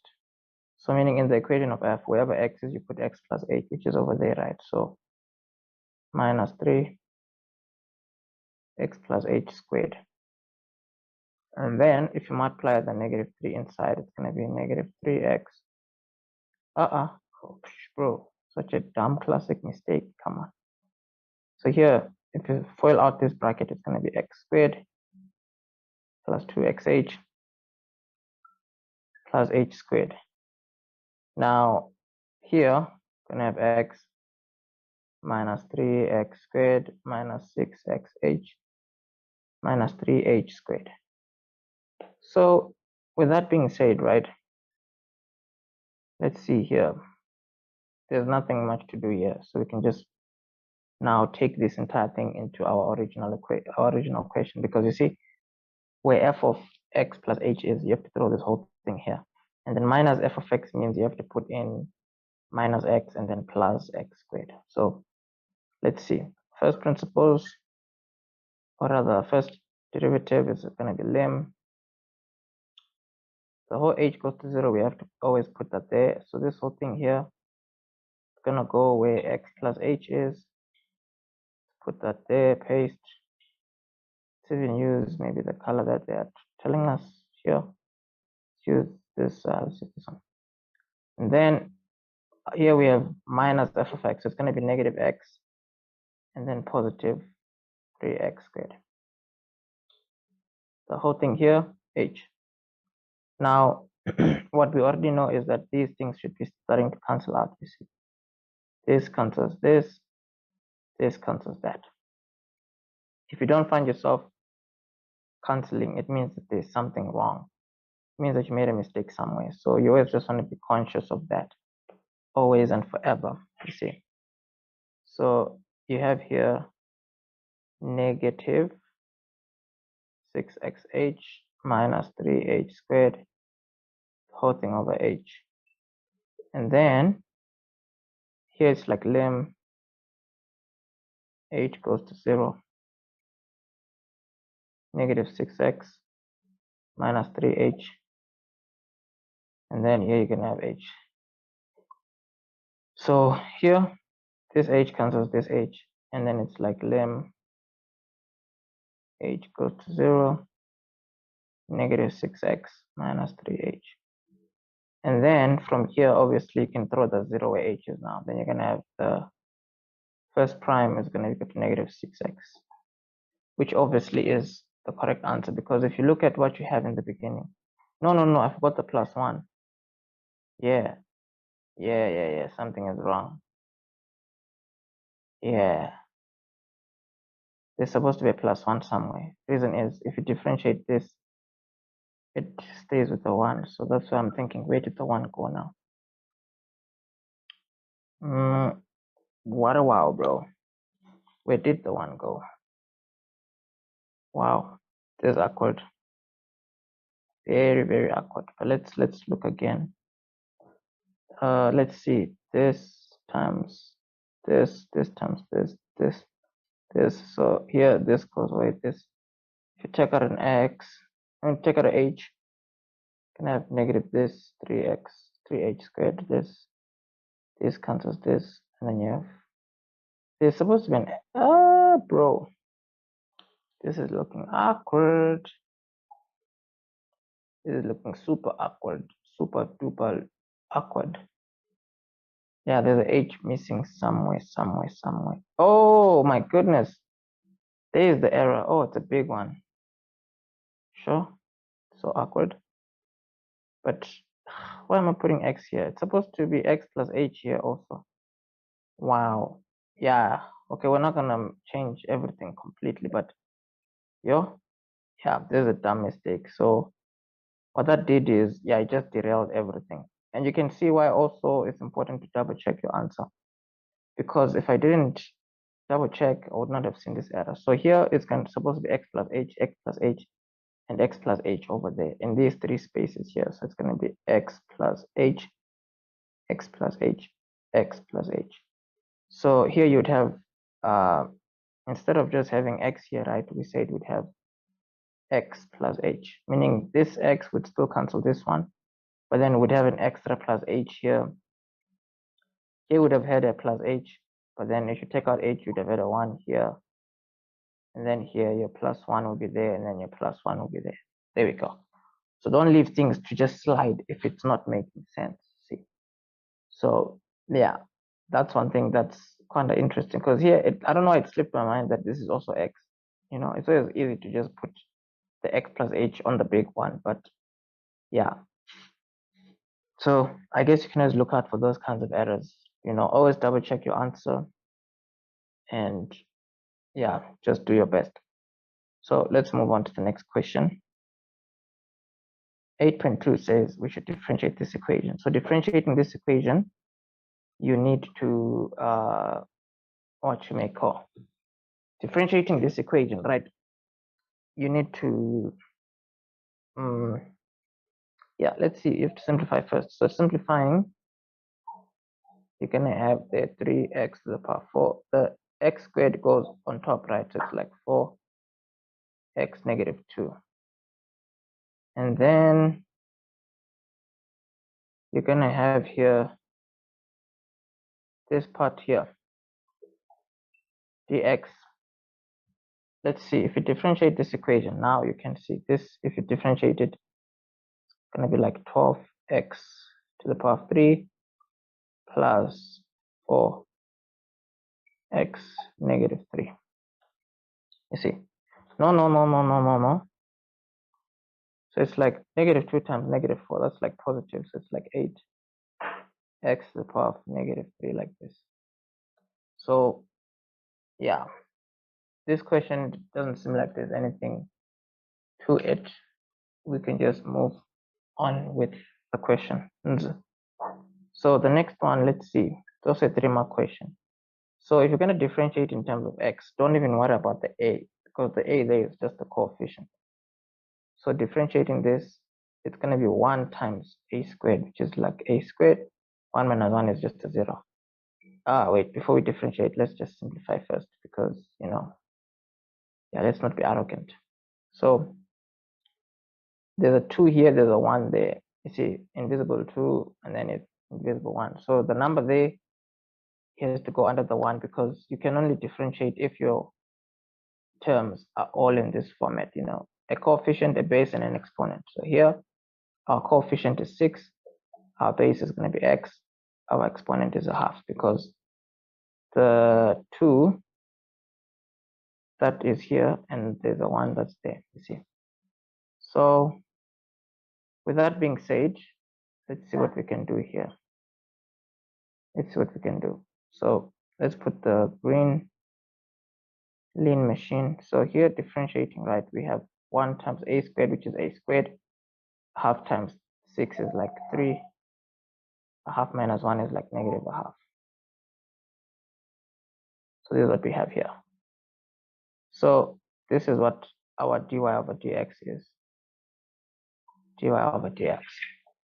Yeah. So let's keep it moving. Like the water. So moving on, right? So again, obviously, the online courses that will help you prepare for your exams, the link to that is in the description. So that's for like detailed explanations of all these topics here. So let's move on to question number 9. Question 9 is a calculus question. So let's go with it. 4 marks, they say, determine the coordinates of the turning point of f. F is just a normal cubic function.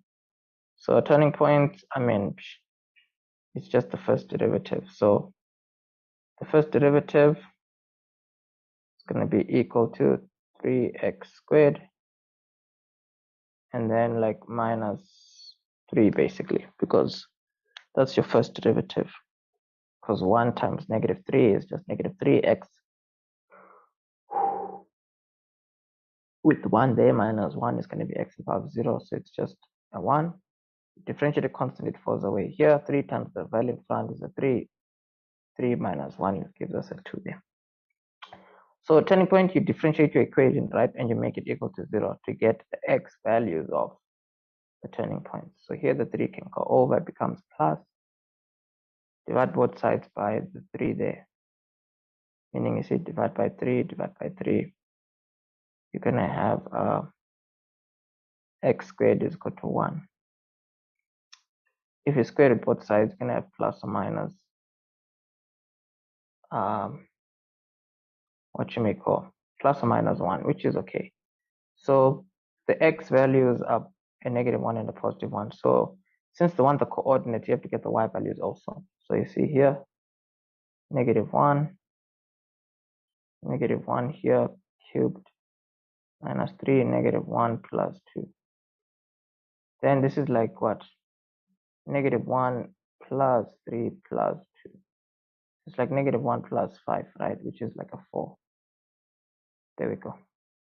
And then the other one here, you put a 1, right? This is actually a coordinate, so you can say negative 1 and 4. The other one, if you put a 1 there, 1 to the power of 3, 3 times 1 plus 2. This is like 1 minus 3 plus 2, right? So it's like 1 plus 2 is 3. 3 minus 3 is a 0. So therefore 1 coordinate 0.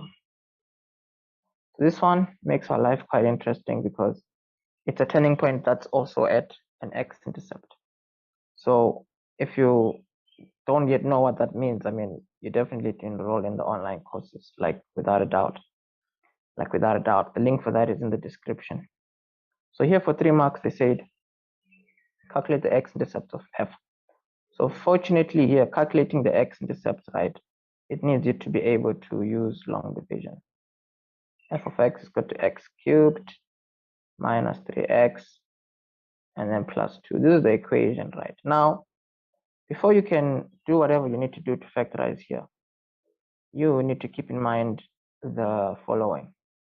So the idea is, if you're going to make this, if you're going to solve for x here, you need to find at least one factor.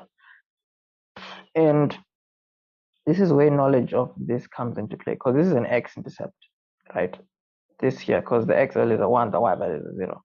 So if one of your x-intercepts is equal to a 1, what it means is when this is factorized, right, one of your brackets is x minus 1.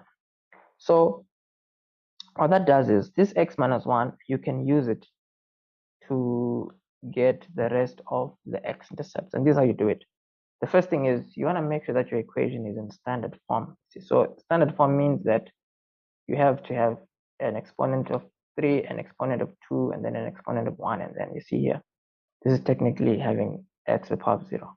So when you write it out, you can put x to the power of 3. Since there's nothing with x squared here, you can put plus 0x squared, and then here minus 3x, and then plus 2. So with all that being done, right, what we do know is the following. What we do know is the following. When we want to use long division, right, what we do is this number here, you write it up, you write it somewhere here, and then the coefficients of your equation, right, you're going to take each of them. So the coefficients, we have like 1, 0, -3, and then +2. You see, so you're going to put those coefficients one after the other. So there's going to be a 1 here, a 0, a -3, a 2. So with that being said, right, what we know is you're going to leave a line open. You're going to leave a line open over there.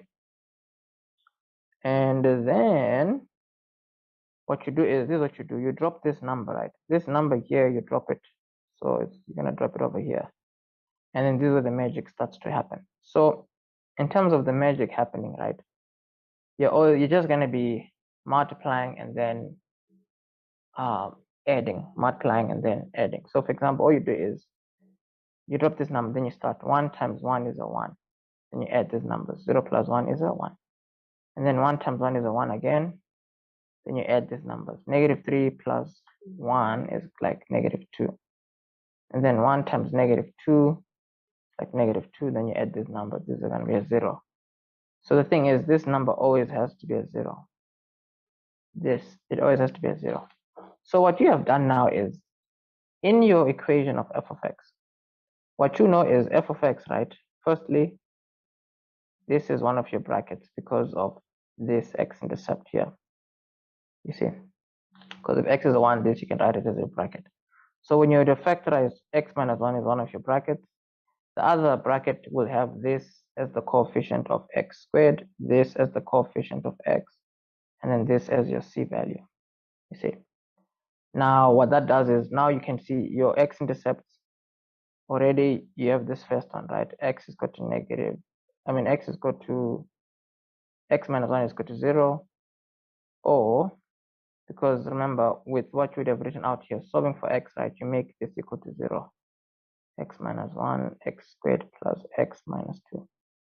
So this is equal to 0, or x squared plus x minus 2 is equal to 0. So the thing is, with this equation here, what we know is factors of 2 that give us a 1, it's 1 and 1. So, okay, but this one we cannot necessarily, it's not something we can factorize from the top of our heads. So we have to use the no, we can't, bro, come on. So 1 and 1, to get a +1, no, 2 and 1 can give us a 2. So 2 and 1, to get a +1 here, say +2 minus 1. There you go. So here x is equal to -2 or x is equal to 1. So that's what we need to do. Now here, one x-intercept, second x-intercept, third x-intercept. So that's that for this kind of a question. No, come on, bro. We already have x is equal to 1, but we have it twice, so that's still fine. It just means we have two x-intercepts. So with all this being done, I'm gonna even remove these things for now, just, so you're just gonna get 1, 2, that mark for your calculations, because this is a 3-mark question, right? So you can see this is important. If you are not familiar with long division, again, you see it basically does show that you need to sign up for the online courses. So the fortunate thing is we do have a workshop coming up, an in-person workshop, and the address of the workshop, let me just write down these details here. So we have a workshop coming up, right? Or workshops rather, whichever way. So a workshop is basically you being able to come in person. We're going to be meeting in person, and we're going to go through, you're going to be asking whatever questions you need to ask all day from 8 to like 3:30 over 2 days. The address is 22 Sloan Street, 22 Sloan Street, Bryanston, Santon, 2191, right? And if you're gonna attend in person, that's just 999. That's in person, right? Over the 2 days. And then if you're gonna attend online, it's just 399. This is if you attend online. You see. So let's see what the next question is saying. The next question here is saying 9.3.2 will be concave down, right? So 9.3.2 will be concave down. Oh, no, I didn't even answer this question. It says determine the values of x for which f is decreasing. F is decreasing. So this is quite interesting because the thing is, this is what you may call, let's see what it is. What can we do for this question? It is, this is a cubic function, right? And it seems like it's a positive cubic function because you see, f of x is equal to like what? Positive 3x cubed? Yeah, positive 3x cubed minus 3x plus 2. So positive 3x. No, it's just x cubed. X cubed. And then what? X cubed minus 3x plus 2. Minus 3x plus 2, right? So this is because the coefficient of x cubed is a positive number. It means this is going to go up, down, and then up again, you see. So with that being said, we need to keep in mind the following. So it means that this graph is going to be decreasing from one turning point up until the other turning point. Now, what we do know is the first turning point is like -1, right? The other one is like +1. So this is decreasing where x is bigger than -1, but then x is smaller than +1. You see, all this background knowledge, it's stuff you need to know, which is why things like the workshop is important in the online course, because with the workshops, the idea is anyone that does sign up, you automatically get access to the online courses. So that on the day of the event, which is in this case the 18th of October and the 19th. So you obviously are able to attend both days when you make your booking. You attend both days. So that's this part here. Where is this graph decreasing? So if they're asking us where is this graph concave down, idea is you also need to know what your image would look like. So we know our cubic function would look like this. So in terms of determining where the graph is concave down, what you do need though is the center of the graph, which is the point of inflection, the x value of the point of inflection, you see. So the x value of the point of inflection, you get that from differentiating your equation twice. Let's get the point of inflection first, because once you get your point of inflection, life is a bit easier. Reason is, the side that's smiling, right, that side is concave up. The side that's frowning, that side is concave down. So in our case, we want to find the left side of the point of inflection. So our point of inflection, so if this is, we have to differentiate twice and make our equation equal to 0. So let's see what we're going to get from our original equation, negative that, and then plus 2, right? Yeah. So let's differentiate this equation twice. So we have to differentiate it once. 3 times that is like 3, and then x squared minus 3, right? That's you differentiating what? Once. Yeah. Differentiating again, you're going to have 3 times 2 is like 6, and then x here. So making this equal to 0, you have divided by 6 divided by 6. This is equal to x. 0 divided by 6 is 0. So, okay, this is quite interesting. So what you now need to know is the graph is concave down where x is below 0. You see, because everything that is below the what you call the 0, that's the part where the graph is concave down. You see, specifically at 0, that's the point of inflection. So here we can say x is smaller than 0. You may be thinking, why not smaller or equal to 0? Well, in this case, I mean, specifically the point of inflection, that's the point where the concavity starts to change. So in this case, we have to say x is smaller than 0. Next question, 9.4, right? 9.4 says the former question, draw the graph of G. Okay. Oh, okay, this is x minus 3, clearly indicating the intercepts with the x's and the turning point. So this is clearly, all that we can see here is, you want to just be able to see what's going on, and we can.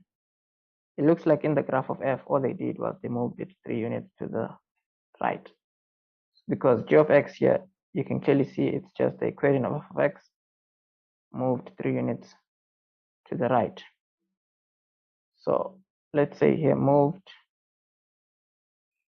3 units right, you see. So if you move it 3 units to the right, let's see what happens. I mean, that's what has happened to the graph of f. So what all you do is, you can actually draw the graph of f and then just move everything 3 units to the right, literally, because we have all the information of f of x anyways. So in this equation, let's draw f first, and then we can just move everything 3 units to the right, like literally just do it like that. It'll make your life a bit easier. So with f of x, we know it was a smiling parabola, I mean a positive cubic function. The first thing we know is, okay, we're just going to be doing it as we go. The 2 turning points were at -1 and +1.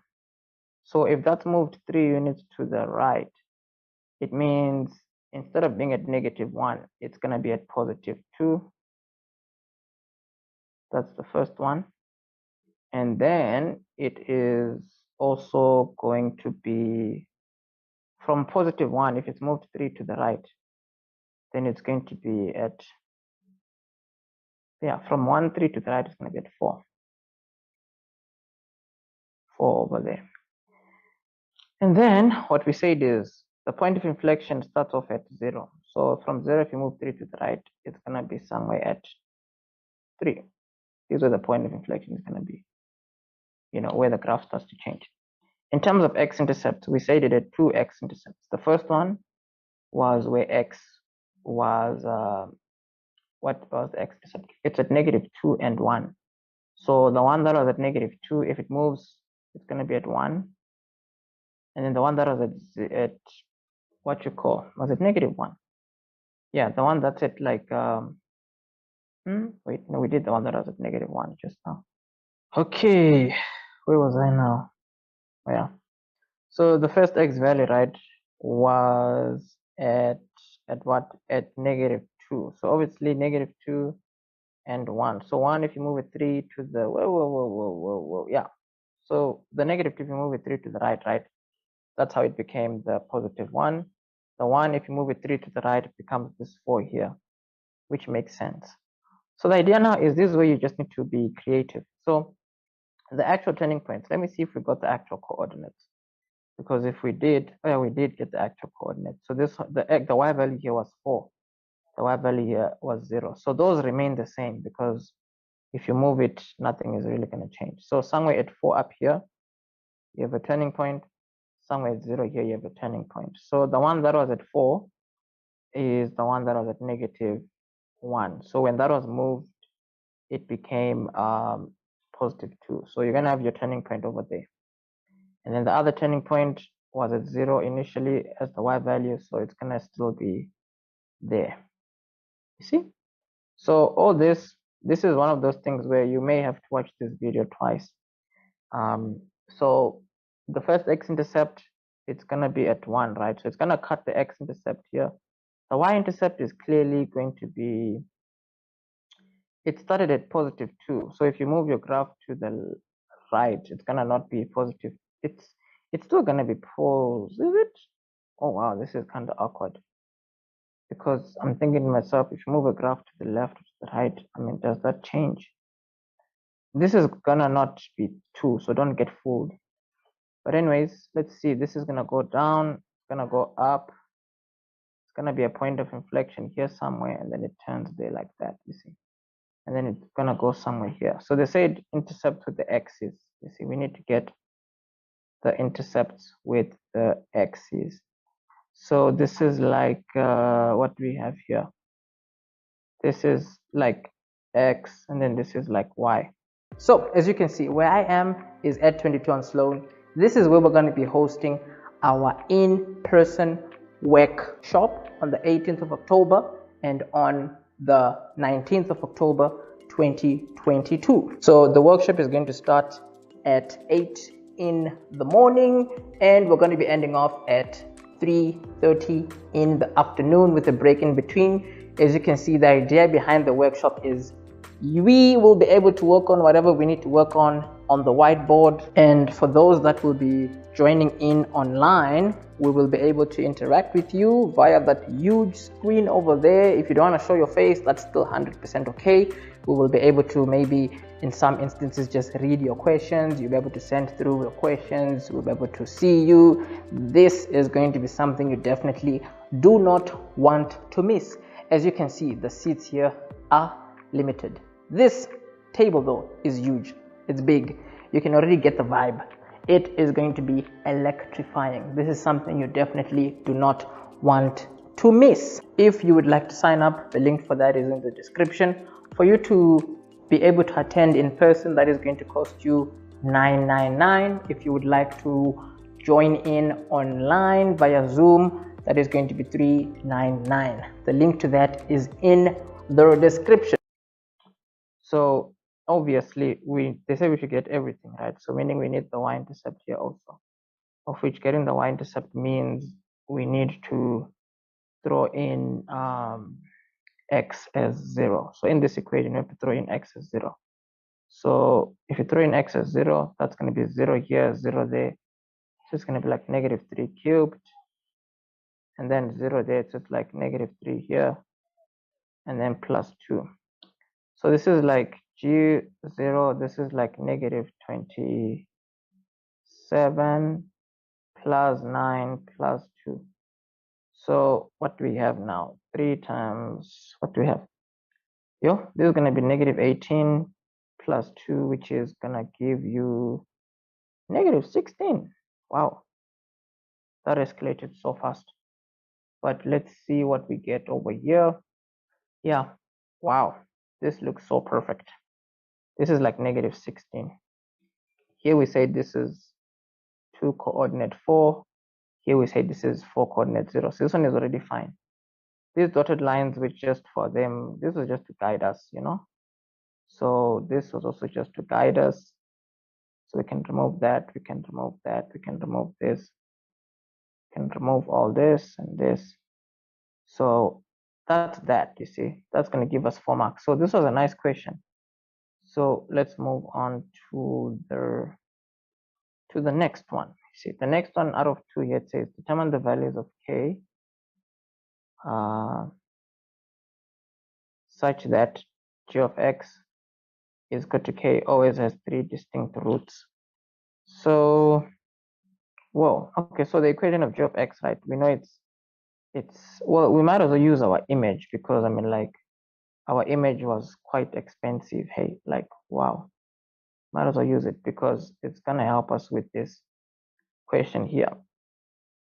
So what we have here, let me see here, make this smaller.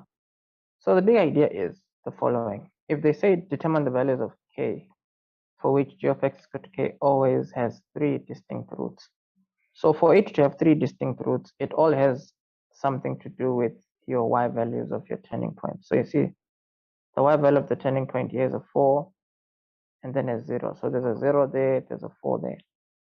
So what you know is, if your y-intercept is going to have what you call, if your graph rather is going to have 3 distinct roots, it needs to be moving between this y value and this y value. You see, so the y value here is a 4, the y value down here is a 0. So if you move it anything below 4, your graph will be having an x-intercept somewhere there, and then another x-intercept, and then another x-intercept. So visually, let me show you what that looks like. So you see the way it is now, right? You see here, the way it is now. You see, if you move it any amount of units downwards, there's 1, 2, and 3. You see, 1, 2, and 3. So one x-intercept, second x-intercept, third x-intercept. That's if you move it anything below the 4. If you keep moving it downwards, eventually you see it's still having 3 x-intercepts until you've moved it a maximum of 4 units. Then it'll only have 2 x-intercepts. So for it to still always be having 3 x-intercepts, you can see you can only move it between 0 and 4. So the idea, what you're gonna now do is, you see k here. K is, if you move k to the left, you're gonna have g of x minus k, right, equal to 0. So g of k here moves the graph up or down. This is a vertical shift. You see, it's a vertical shift. So if you're gonna move it up or down, it's k that tells you all that. So because there's a negative here, if you're gonna move it downwards, the k value has to be a plus. So k value being a plus, if you're gonna move it downwards, like let's say if you put, your value of k should not be bigger than 4, because if it's a positive 4 here, you would have had minus 4, which is moving it 4 units maximum downwards. So k should not be bigger than 4. So k has to be below 4. And then your k value also, it has to at least be moved downwards any amount of units. So k cannot be a 0. It has to be at least anything bigger than 0. So k is bigger than 0, you see. So remember, if these questions here are still going a bit over your head, then remember, you need to now find yourself signing up for things like the online courses or the workshops that we have, you know, or the one that's currently going to take place on the 29th of on the 18th and on the 19th of October at Bryanston. So there's a workshop, meaning you can, it's more like tutoring, and what you can keep in mind is you will be able to have all your questions answered. It's going to be electrifying, you see, because if I can show you an idea of the location or the, well, in terms of where the workshops take place, right, the ones in Bryanston, you have to keep in mind that the idea is that it is in a location where, you know, it's safe, it's secure, you'll be able to go through. We'll be able to go through all that we need to go through, and you're gonna have a good time. So if you see here, right, in this video specifically, this one on the main channel, the one thing that if you say here, you see this is the boardroom where we have the workshops, the ones in Bryanston, and the big idea with this, you can see it's like a huge table where we can collaborate. There is a huge screen there for us to interact with the guys that will be joining in online. There's a huge whiteboard there for us to be able to, just work out sums and everything like that. So this room is air conditioned. You see two air cons over there. Let me see here. Go back, bro. Come on. So that at least it's not like hot or anything, you see. So that don't take any of this for granted because it's very, very important. You see, there's one over there, and then there's another one. Come on, bro, 10. I want to show people the aircon, man, to show that it's properly air conditioned this place. Because for in-person workshops, sometimes it's a bit hot or stuffy, but you can see that's not the vibe here. The vibe here is totally different, you see. The vibe here is totally, totally different, you see. So you don't want to miss it. You see, there's another icon over there. So this is like a proper stuff, So you don't want to miss it for anything, So in person it's 999. If you're not joining online, that's just going to be 399. So for now, let's move on to question number 10. Okay, 10.1 says the diagram below shows a rectangle, right? OA, BC. So there's O, A, B, and C over there, right? And then it says B lies on a straight line, which has this equation. Then it says C lies on the x-axis. Yes. And then it says A lies on the y-axis. And then it says here, if B is a coordinate. So B is obviously a point on the straight line. That's all they're trying to say here. They're trying to emphasize the fact that B is a point on the straight line. So they said B, if B is this, right, write down the length of OC and OA in terms of x. So OC, the distance is x, and then OY, the distance is y. However, we know that y is equivalent to this, you see. So write down the length of OC. So OC, it's equal to x, and then OA, it's equal to negative 3x plus 9, you see. Because like the x value here is determined by this, the y value here is determined by the y there, of which the y value here, as they have shown us, is determined by negative 3x plus 9. So 10.2, right? 10.2 for 4 marks says determine the coordinates of B for which the rectangle is a maximum. So since they're talking about the area, you need an area formula. So the area formula, remember, it's just length times breadth, right? So here it's going to be x times y. So here it's going to be x multiplied by the y, which is like negative 3x plus 9.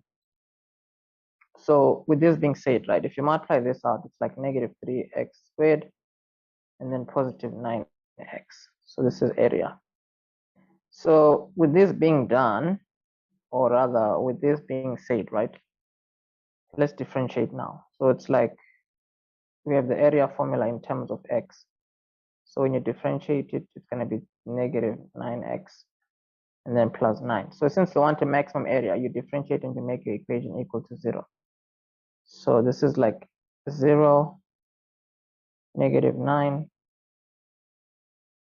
x plus 9. The 9 goes over, it becomes a positive. Divide both sides by 9. Why am I dividing by x now? Supposed to divide by 9. X is going to be equal to 1. So with what we have gotten here, right, well, we're obviously not done because it's like what? We will determine the coordinates of B for which the area will be a maximum. If the area is a maximum, x is 1, but this doesn't look right. Yeah, why does it not look right? Because it's like negative, dude, it's a 6, bruh, come on. This is so dumb. 3 times 2 is a 6, bruh. So it's 2 over 3.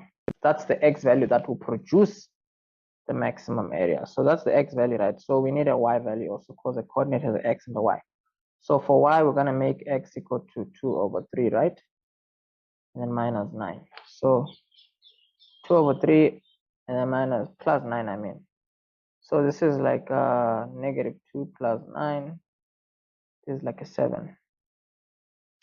So it means the coordinate of b is the following, right? This is the coordinate of b. B is 2 over 3 and 7. So let's move on. Let's keep moving forward. Let's move on to question number 11. Question number 11, right? It says, during a survey at a certain school, 900 learners were asked to indicate what sport they would like to play as a winter sport code. Then it says the learners could choose at most 3 codes. The sport codes indicated by learners were rugby, hockey, and tennis. There will be boys and girls teams in all 3 sports. The data collected is shown in the Venn diagram. Oh, this is such an interesting question. They've actually given you a lot of information in the Venn diagram. Usually they don't, you know. So anyways, this is to say everyone that plays all 3 sports you don't know. This is to say people that play rugby and tennis, it's 60 plus X. And then these are people that play rugby only and tennis only. This is people that play rugby only, hockey only, tennis only. These are people that play tennis and hockey. These are people that play both tennis and hockey. X plus 85 is everyone that plays tennis and hockey. X plus 55 is everyone that plays both rugby and hockey. Then he says, determine how many learners want to play all 3 sports. Wow, you have to solve for X. Highball. Oh, it's a total of 900 learners. So we have to add up all the numbers, you see, and make them equal to 100, 900. So we know 900 is equal to 160 plus 55 plus 60 plus 255 plus 85 plus 200 plus 45 plus X. So let's see what we are getting here. So everything here in the calculator is giving us 860. Then this is like 900. And then if you move it to the other side, it's going to be 900 minus 860, right? This is equal to 40. There we go. That's the way we like it. Let's move on to the next one. The next one says, if a learner is randomly chosen, what is the probability that he or she prefers hockey only? So people that want hockey only, it's 200 of them, you see. So it's 200 over 900. So this is just going to be 2 over 9.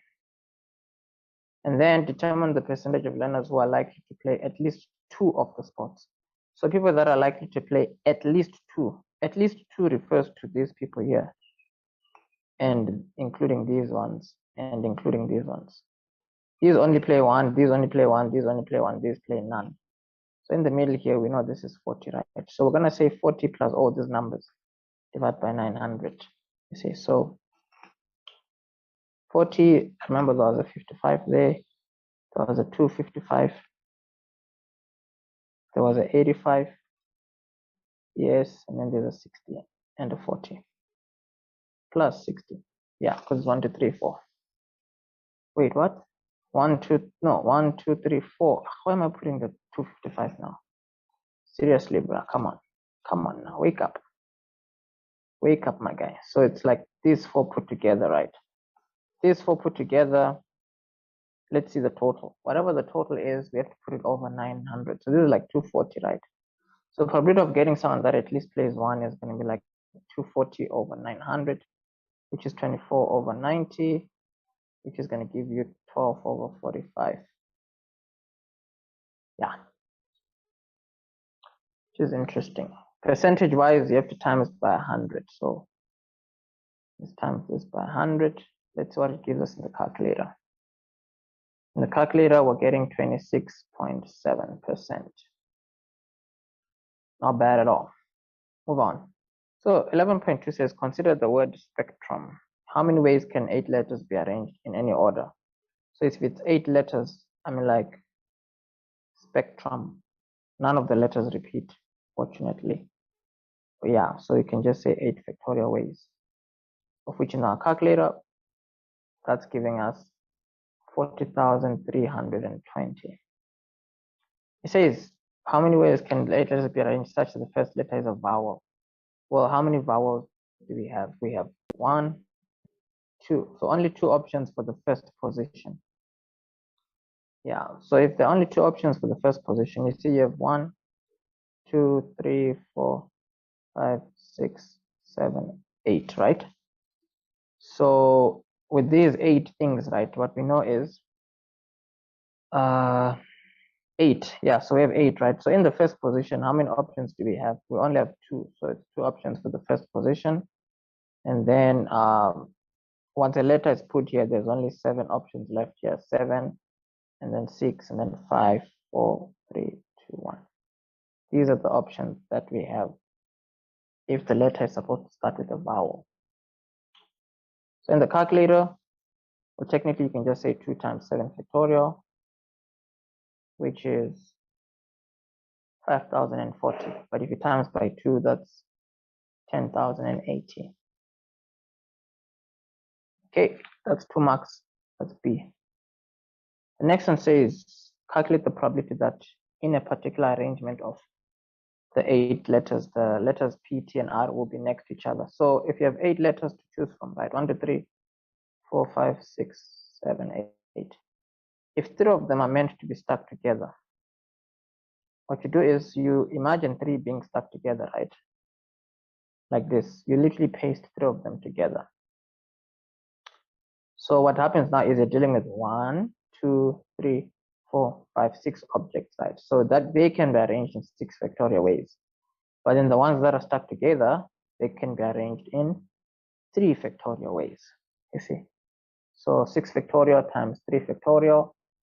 But the thing is, now they say they want the probability of that happening. So this is where we have to be careful. So here, these are the arrangements, right? But then the total number of arrangements without any restrictions, it's 8 factorial. So whatever the number of outcomes here, we have to put over 8 factorial, which in this case is giving us 3 over 28. Moving on. The next one says, a bag contains only 2 colors of tennis balls, red and green, in the ratio 1 to 3. 2 balls are picked at random, one after the other without replacement. Calculate the number of balls in the bag, given that the probability of picking first a red ball and second a green ball is 1 over 5. Yo. So these kinds of questions, you just read them once and you're done. Nope. It says a bag contains colors, right, of tennis balls. So 2 colors. They said we have red and they said we have green. So they said in the ratio 1 to 3. So whatever the red ones are and whatever the green ones are, the ratio is 1 to 3, meaning you have 3 times more green balls than the red ones. Then it says the 2 balls are picked at random, one after the other without replacement. Calculate the number of balls if it is given that the probability of picking red first and then the second one green is this much. So obviously this is red and then green. So when you pick for the second time, you can also just get either red or green. You can also then either just get red or green. So the idea is, firstly, we don't know how many balls we're dealing with, but it doesn't matter. This you have, let's just say, remember, if you're dealing with a ratio of 1 to 3, what you can actually do for yourself is, like you can think to yourself, fine. What we do know, right, is we don't have the specific numbers. So if they say the probability that the first one is red and the second one is green, that scenario is here. You see, first one red, next one green. And they said here the probability of this is just 1 over 5. So what we know is, firstly, the total balls that we have, we don't know. So we might as well label it X. That's the total balls we have in total. But the red ones, we don't know what number that is. So we can just say, it's crazy. The thing is, this ratio should help us, because how ratios work is, for every one of these, you have 5. For every one of these, you have 3 of the others. You see, so that's kind of like something we need to mathematically put on paper, the fact that the ratio is 1 to 3. Because what you know is, let's just say the red balls, right? Red plus green is equal to X. right? But then the ratio is 1 to 3. So you need to share x using ratio 1 to 3. So if you're going to share x using the ratio 1 to 3, right? What you do is you add the 1 and the 3, get a 4. And then what you do is for the 1, you say 1 over 4 multiplied by x. For the 3, you say 3 over 4 multiplied by x, you see.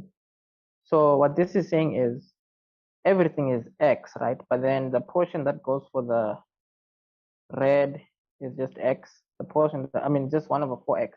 The portion that goes for the green is just 3 over 4x. So that's how we have divided the green and the red. So the amount of greens, for red it's 1, right? So here we say the amount of red is just 1 over 4 of x. And then the amount of greens, we said it's just 3 over 4 of x, you see. The total is x. So the chances of you choosing red the first time, it's a quarter x over x. And then green, all the greens are still there, but it's going to be 3 over 4 x. But the thing is, 1 is gone. They say we replace it. Let me just double check here.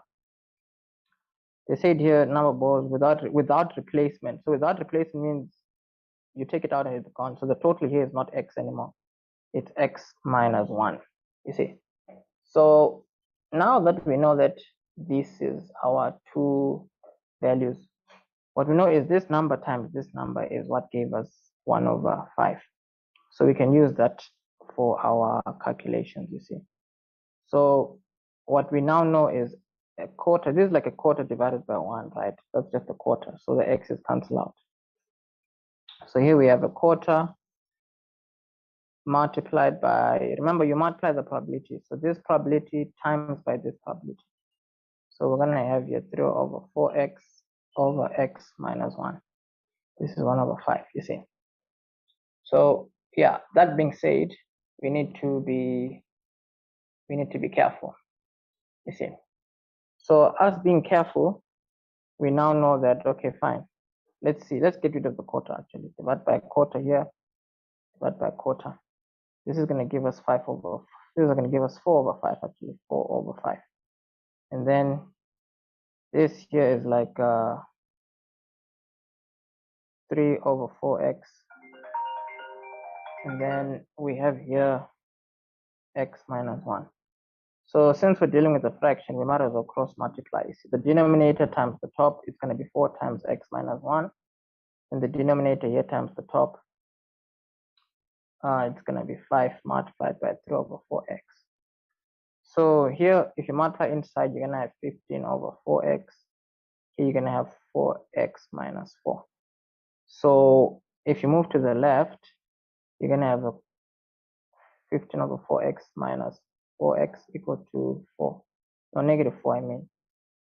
So all this being done, why did I put the ones with x's to one side when I could have put them to the other side? Let me put them here. Let me put the ones with x's to the other side. So it's going to be 4x here minus 15 over 4x. Then the 4 positive 4 is there. So 4 minus 15 over 4x. Let's see what that gives us in the calculator. Okay, so this is giving us, what is it giving us now? 4,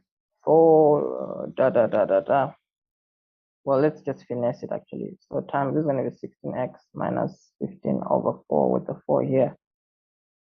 Yeah, because I just multiplied this by 4 over 4. Because the top is going to be 16. And then, yeah, so that now we can just say multiplied by 4 on both sides. This cancels out. You have 16 here is equal to 16x minus 15x. This is like x is equal to 16. So yeah, the final answer is 16. And that is where we are ending off this paper. It was 150 marks. Nothing crazy, nothing major. So I'll catch you in the next video. Obviously, depending on everything that we've spoken about, right? This is where you're going to get the more deeper explanation. If you need anything, you can also just hit me up.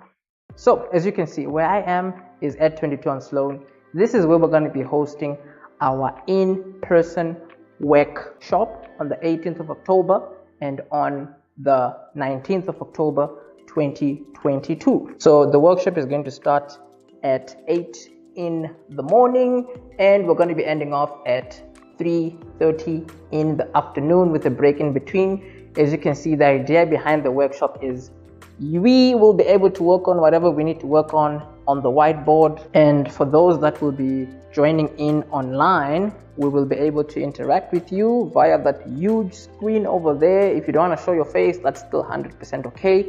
We will be able to maybe in some instances just read your questions. You'll be able to send through your questions. We'll be able to see you. This is going to be something you definitely do not want to miss.